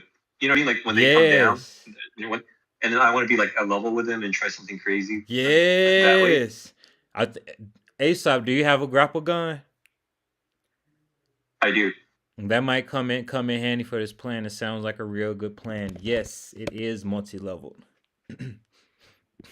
All right, I'm gonna go up. I'm gonna take my turn and go up to the level where I'm using my judgment. Like if the AV's approaching and they're gonna come to the they're gonna start settling down when they get near the parking lot. Like whichever level I think I'm gonna be eye level with them. You know what I mean? Like level 2, whatever that level is. That sounds awesome. Also, I want to provide for context that the AV is right on top of the van, and it looks like it's magnetized and about to pick it up too. Yep. Nice knowing you, Van. Glad I didn't name you yet.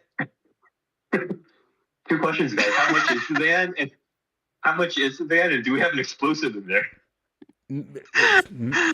We wish we did, and no, we don't. Don't know. I never had to buy one before. They're very expensive. They're priceless. They're priceless, Aesop. They're priceless. All right, I'm gonna take my turn and just go up to like a higher elevation. I'm gonna climb the stairs. But if we had an explosive in there, I would blow up the van just to take them out. Yes. And you just want to get there and get a vantage point. You don't want to go for anything, crazy. I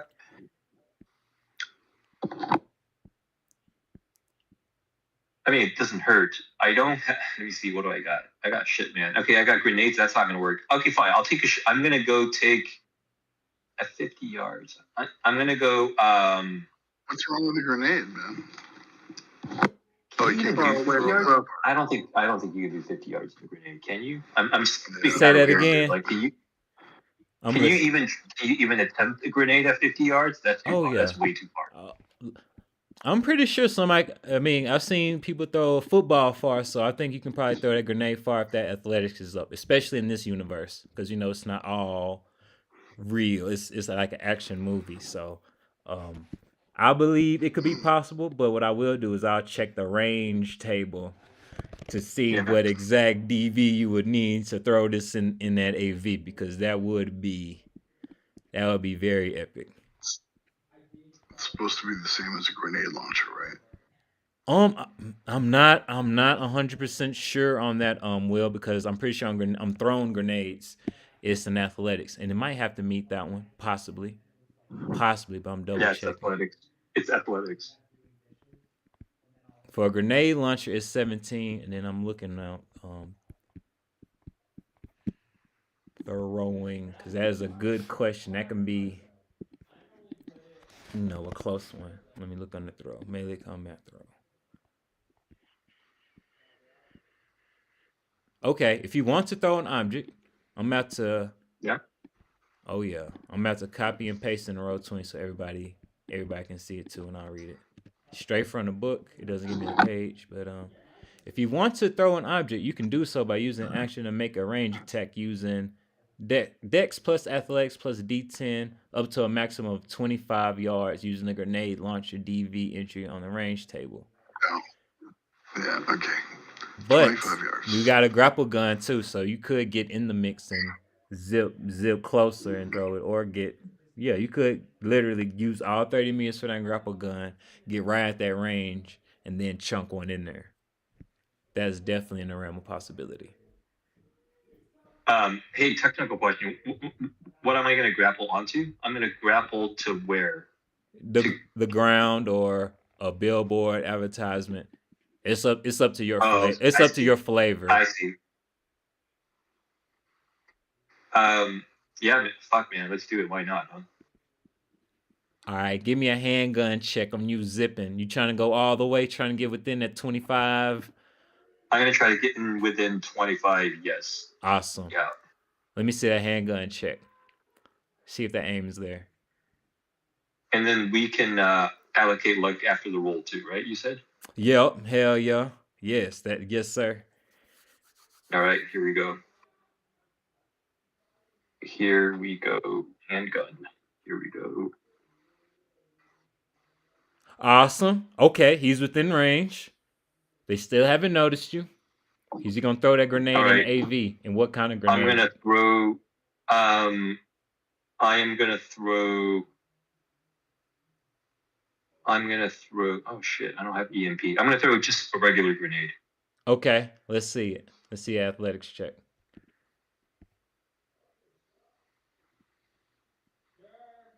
Uh-oh, that's not good. How much luck does he have, though? 13. I'm gonna put some luck into it. All right. I have you only need 2. You only need 2 because you don't got within their range. Yup. 2 luck. Okay, I'll put 2. Yeah, I got 7 luck. I'm gonna put 2 into it. Awesome. You throw that grenade. You run up the parking garage. You see the situation with the AV look like it's magnetizing, pulling up the van. And you say, you know what? It's time for something crazy. You zip on a light pole with your grapple gun, hit the ground, and you pull the pin. Here goes nothing. Cock your arm back and chuck it as far as you can, and you see it land right between everyone in there, and poof, and you see the AV start shaking, and then finally poof, crash to the ground right on top of the armored van.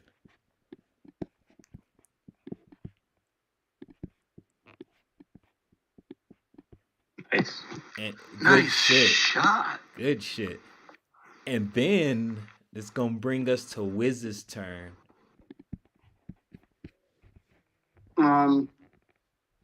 What's it look like inside the AV? Are they still mobile? Are they dead? Are they concussed?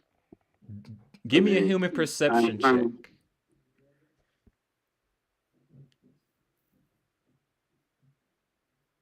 All right, undropped it. They look disrupted, but if you give me a human perception check, you might be able to get more information from that. Confused, disrupted, and confused is the what you see on in there.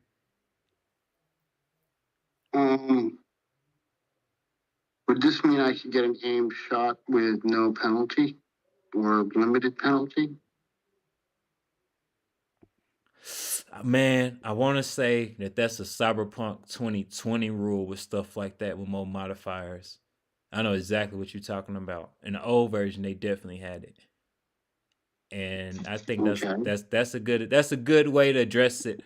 So I'll say the ruling is gonna be -6 instead of -8 for now. Still working around with the rules on that one because that's a niche one. That was definitely in the older version of Cyberpunks for sure.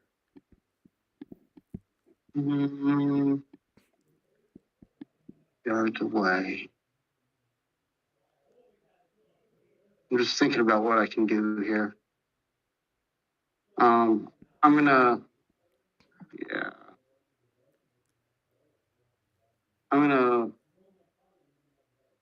charge the AV. You say you're gonna charge it? Yeah, I'm gonna run towards it. Okay. Break cover, and I've got 5 moves. The range will be 25.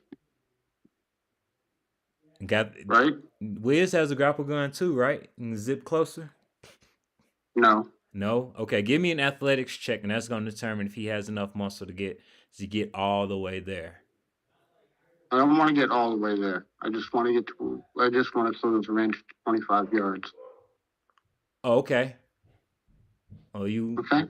All right, you move to where it's 25 yards away. And I'm gonna pop it with my heavy SMG. At the vehicle or at the driver, somebody in it, or just general mass at the vehicle itself.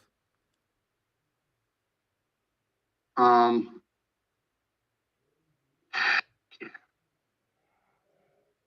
gonna take a shot at one of the snipers. All right, let's see it. Oh, sorry, I take it back. Rocket launcher, man. All right, let's see it.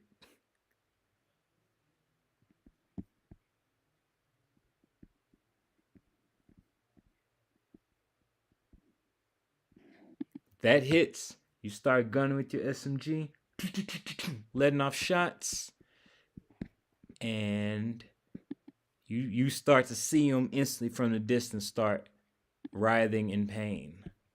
You know that those bullets really hurt them. I'm gonna take the second shot. All right.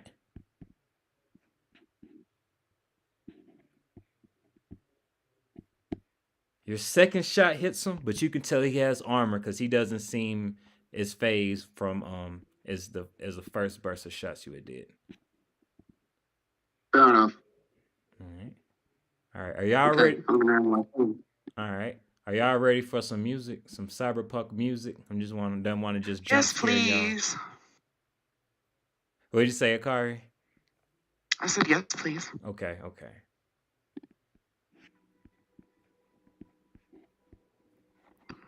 Awesome. And then we rotated to Gizmo's turn.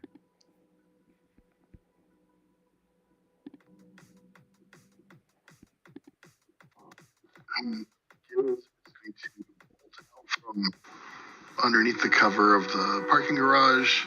Sorry about the train, guys. I'm just going to get within that 20. Actually, it would be.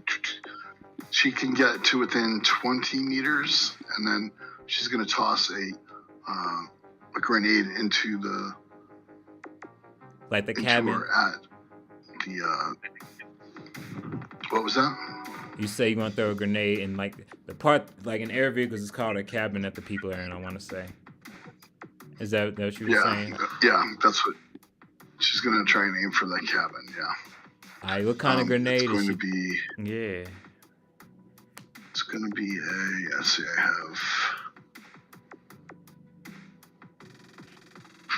I have one incendiary left. I'm going to use that. All right. Let's see it. It's just an athletics check, right? That's correct. Come on. Yeah. Oh, I'm about to refer I to that. have 5 luck points. I have 5 luck points with the 1 extra that you gave me. Does that get me there? 2 luck could get you there. It was 2 luck. Okay, perfect. All right. I don't know. How did you program your grenades into your thing so it actually gives you the way Aesop did it? You see how he's got it? Sure did.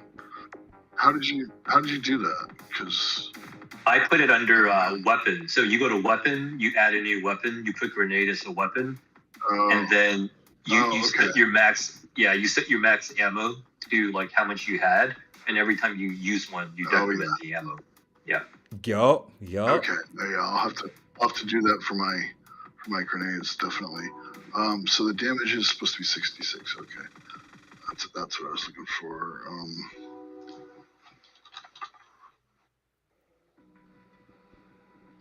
6.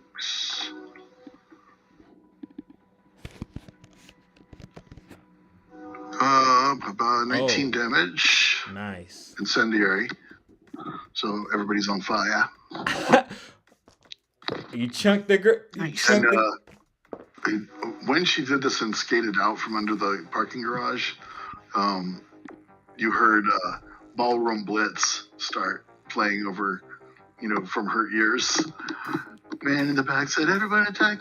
and it turned into a Ballroom Blitz. Right. All right, you run up there, you slide out. bumping your music. You let the grenade fly. You're like, surely since Aesop chunked one that worked out so well, this incendiary is really gonna set him ablaze.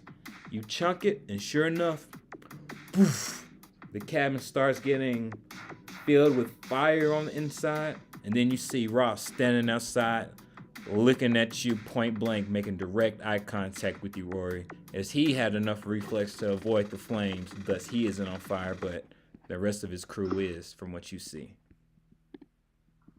Roll Tide, bitch! Awesome. It did. He gonna rotate to Akari's turn. Akari's gonna be like screaming, "Get that shit away from my fan!" Right. Oh my god! Right. She's gonna, god damn it, they're gonna squish my van. All right.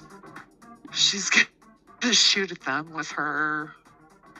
Let's see what's happening. Most of the people are in the AV on fire. Yes. And one person is out of the AV staring at Rory.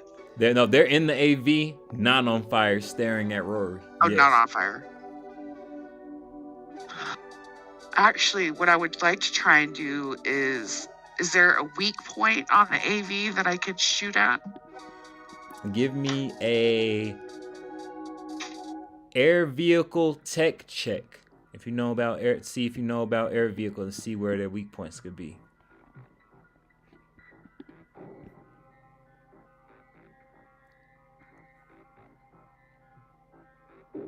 Oh no! You don't God know. Damn it! You don't know. Unfortunately, dang. I'm just gonna shoot the guy that's not on fire then. Okay. Let's see. At least I can see him. Do you want to get closer to him though? You said I was 50 yards? In the garage, yes. Do you want to get closer or? Nope, because I'm perfect with the assault rifle at 50 yards. Awesome. Sounds good. Let's see it.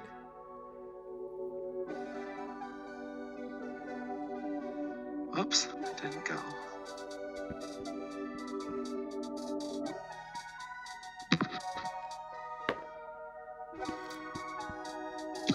Let me get one luck from you, please, to have this one hit. Aaron, that music's a little loud for me. I'm gonna turn it down for you. How's that for you? That's good.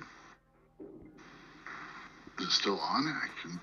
It was on for a second, but You can only hear it when he's talking because it's coming through Roll20. oh, gotcha. Yeah, you can have the one luck. All right, you aim at him with your assault rifle. He leaves out a smirk, and he starts swinging in the air. Boom, boom, boom, boom, boom, boom, boom. Punching your bullets, and then one of them whizzes right past his fist. And since I see you got 2 6s in this, that's gonna give him a critical injury. And I'm gonna have to roll and see what you end up breaking on this guy. You break his arm too, just like earlier. You end up breaking his arm just like you broke up somebody's arm at the hotel on that solo mission. Somebody was at the hotel earlier. You know what I'm talking about. Earlier you was in a mission and you shot somebody in the arm and limb of the War Eagles. Just like that, you got his arm down, and you see even more metallic tendons in him than you've seen since last time. So you can tell he has been upgraded since last time. After we kill this fucker, I want his tech. Oh. Right. There it is. There's that attitude. Yeah. That's all. All right. As Akari's van is under this AV that's catching on fire, and after Ross has his arm dangling, he looks at you, and then looks at Rory, and Akari and Rory. I need 2 evasion checks from y'all. Oh shit! All right, I'm out in the garage. I'm gonna roll on my phone. Roll. Vision check. Yup. Okay, so that is it would be 22 for me. Same for me.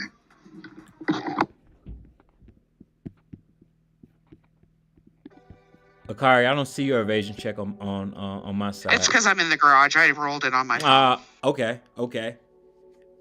He lets off 2 rockets from his other arm, and they whiz right past you guys' faces, and then they turn around. Aesop and Wiz, give me an evasion check. Shit. Yeah,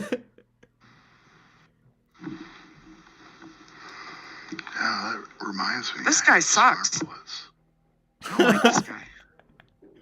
I have smart bullets too. Like 10 of them. Yeah, they're good. They're good.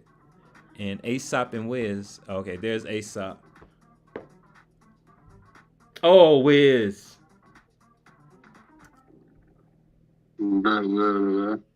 Wiz, give me an athletics check real quick. Aesop, you're about to be hit, but Wiz can come in and save you if his athletics check beats a certain DV I got.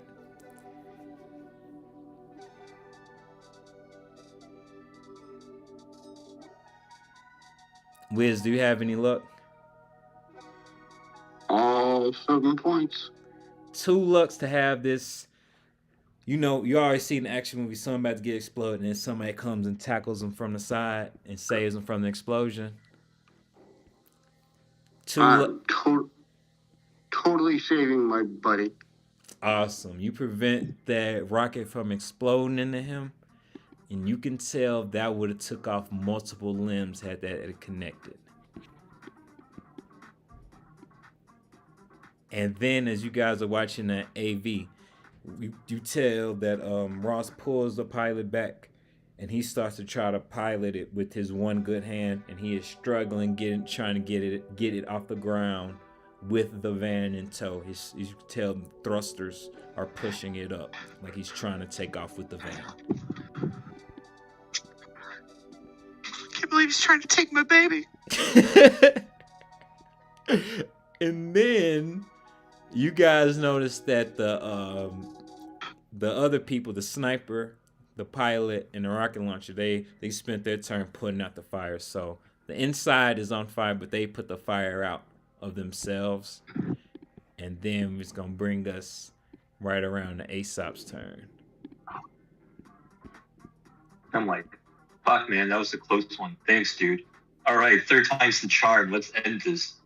He pulls out a grenade and does the same thing again. Does he want to get closer just from the same spot? He's what, 20 yards? Something like that? Or I think it was 20 yards away at first. I could get a little closer. Yeah, maybe like 10, 15. It doesn't matter. Like, yeah, I'll get a little bit closer, 10, 15 yards, and then toss it from there. Yup, that'll be between 7 and 25 yards is gonna be your best DV. So any one of them is gonna be the best DV. Okay. And make sure this grenade gets in there. All right, yeah, I'll get within 24 yards and then toss it. AP grenade, same thing. You said which kind of grenade? An AP grenade? Just armor piercing grenades. Yep. Awesome. Let's see it.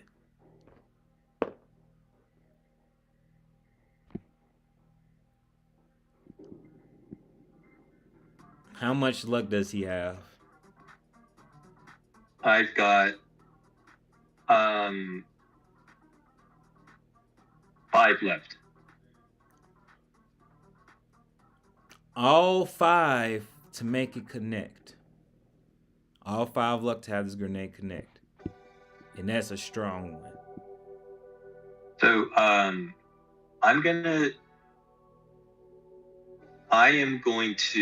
have a technical question before I do that, because I got 4 other guys that's going to go after me, so I'm hoping one of them can do something better than I can. But let me ask you a question. Yes, sir. If we end tonight's session without resolving the blacklist compound event, and we continue this next session where we pick that up, we are still in game and we don't recover any of our luck, right? We are still like real time where we left off, is it? That's a good question. You would start in filled up armor, filled up health, and filled up luck. Oh, so luck resets every time it's a different session, even though That's correct. in their real game time it's the same. Okay. That's correct. Yeah, then fuck it, I'll use it. Awesome. Okay, I'll use it. Awesome. Yeah. Give me a style check.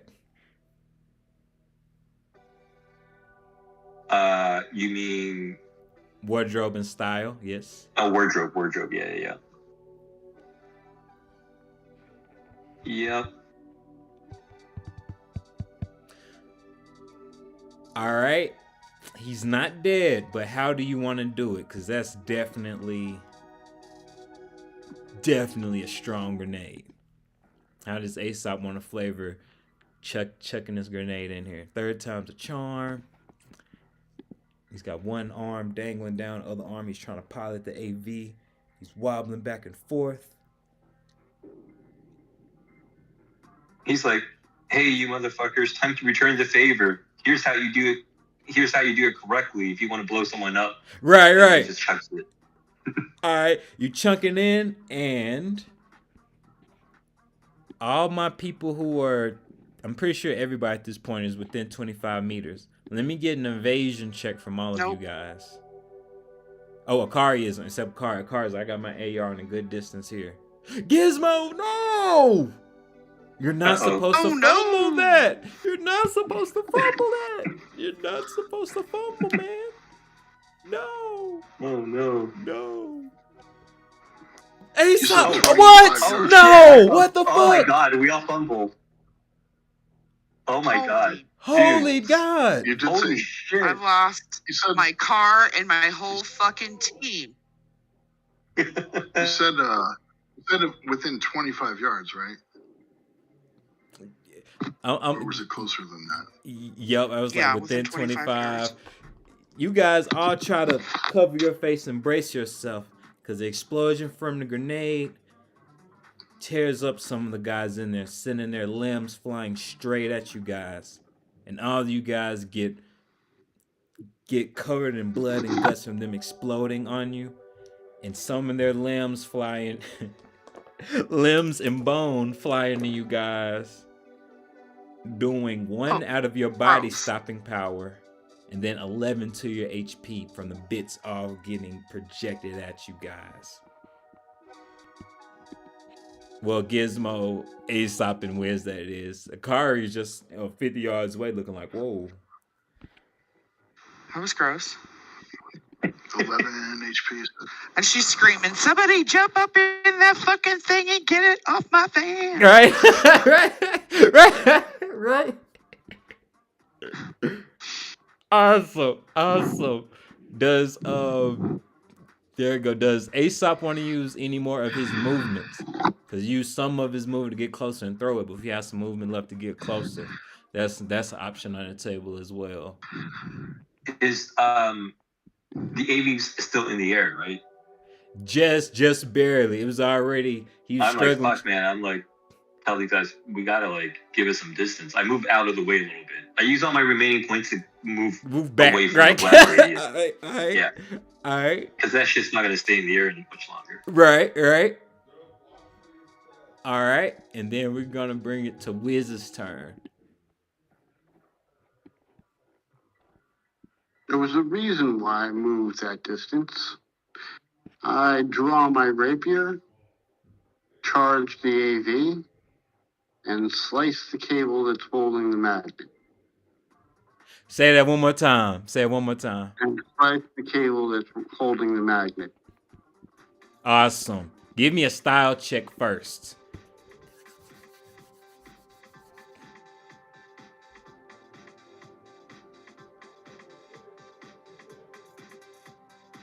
No, that's not it.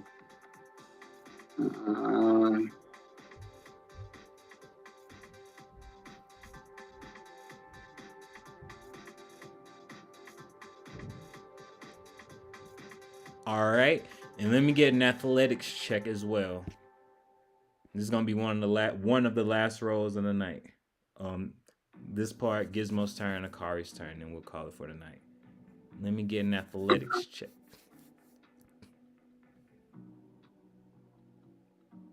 Okay, okay. Now let's see that. Let's see that rapier attack.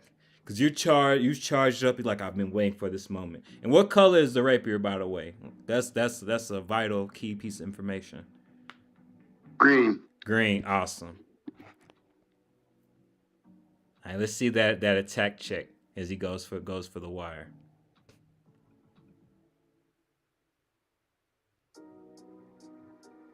Hold on. Awesome. How do you want to do it? Because this thing is gonna slice that cable right off. I'm just gonna, I'm gonna draw the rapier and slice it in one motion, and reverse the rapier and put it back into its sheath. You come across, and you see it. You got that thing disconnected. And then as you sheath it, you notice that as soon as you cut the wire, the tension makes the AV go way, way up and start wobbling throughout the air. The van is safe. And since that's rate of fire 2, you can still have if you have another rate of fire 2 weapon, you can be able to use an attack with one of those as well.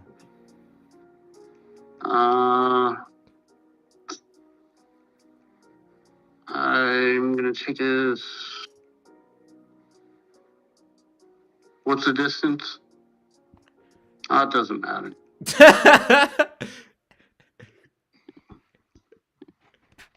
45 yards away.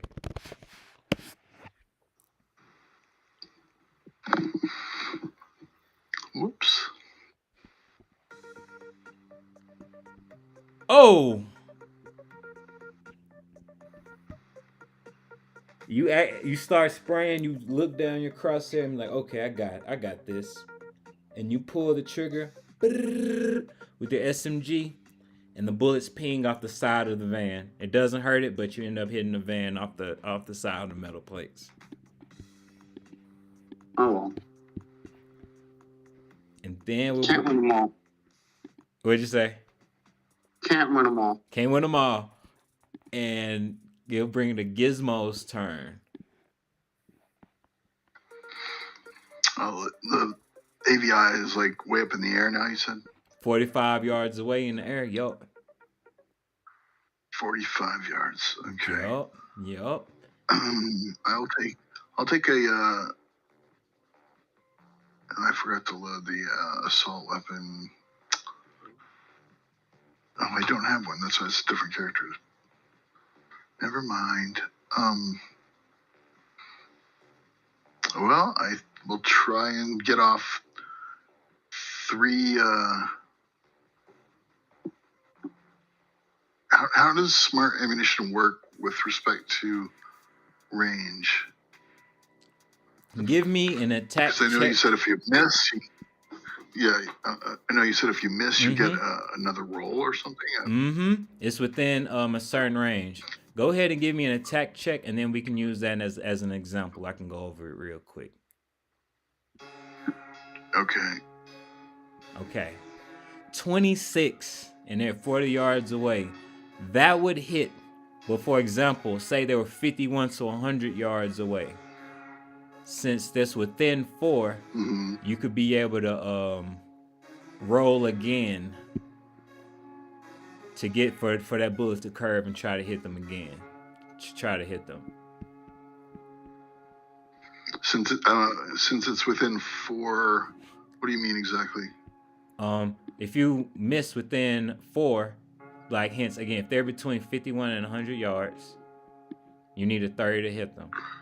Oh, so if I rolled a 26, 27, 28, okay, I got you. Or 29, that would still technically miss. But since it's a smart gun link and smart bullet, you can be able to roll to hit a second time. But if you're way off, is the music not doing? Is the music not doing anything for anybody else, or is it just me? I hear it just fine on my end. Because No, I'm saying it's very distracting. It's coming on and off with your voice as opposed to like contiguous music. Oh, It's really distracting to me. I'm sorry. I try to do something. Try to do something new for you guys. Take care, you guys. You just need to run it through Discord so that it's always constantly running. Okay, I'll take you guys' advice Yeah, on like that one. like. So can I use this roll as my first roll? I wanted to pop my smart ammunition clip into my heavy pistol and take some shots. Yes, or do you want me to roll again? That shot. Now, what are you aiming for exactly now? Though is a true question. Are you aiming for the driver or the vehicle itself? General mass. For Ross is who I'm aiming for. Awesome. That shot is gonna ding off his subdermal armor, but at least you know you're hitting at that range.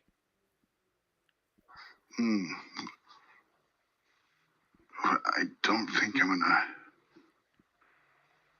So if that's because I only rolled a 10 on damage. Yup. And that was a really low. Okay. I'll take 2 more shots then. There you go. That 27 and a 25. I can let's see, I have 3 points of luck left. If I can make that 25 hit. Yeah, he could. Let's see 3 luck to have that hit. Oh, actually, no, I don't. No, okay. I don't want to do that because it's a 10 damage. Smart decision. Wouldn't do any damage to him anyways. Smart decision. The last shot hits though, and now the AV is swerving so much. You guys figure this thing's gonna start crashing some buildings here soon. That's all for Rory. She's just gonna be like, suck lead, bitch. Right. As you put in your smart bullets, like, okay, just in case I miss, and then boom, boom, boom, and then get clean shots. Good shit. And then we'll rotate. 2 more smart bullets. That's it. Awesome. And then we'll rotate to our Akari for the final turn of the night. How high in the air is the AV now, you said? The way he's swerving, it looks like it's finna crash. But now it's up to the point where it's 35 yards in the air. But there's still live people in it. You don't know, but you just saw some limbs and a lot of organs spray on your buddies though. Oh, that's true. You know they have at least one live person. You know Ross is still alive. You know that he's alive. You're not sure who else could be alive in there. He's a fucking Terminator, man. Yeah, he is. I don't think I'd get up there and have enough time to kill him and pilot the thing, keep it from crashing. So I will, I guess, just take a shot at it and help it crash, I guess. Away from my car. Right. So you want to shoot at the driver? Yeah. Piloter, flyer? All right, let's see. Die, you fucking toaster. Oh, that hits. Oh, not for too much damage, though. You look down your crosshair and you see yourself dumping shots, but you can see that since he's been upgraded since last time, the bullets don't phase him as much, and he mashes on the thruster and starts to pull off while the wire dangles from the top since it's been cut. Awesome. You're welcome, by the way. Yeah, thank you. Holy crap. That was great. That was a great idea. That was an awesome idea with the cutting the wire.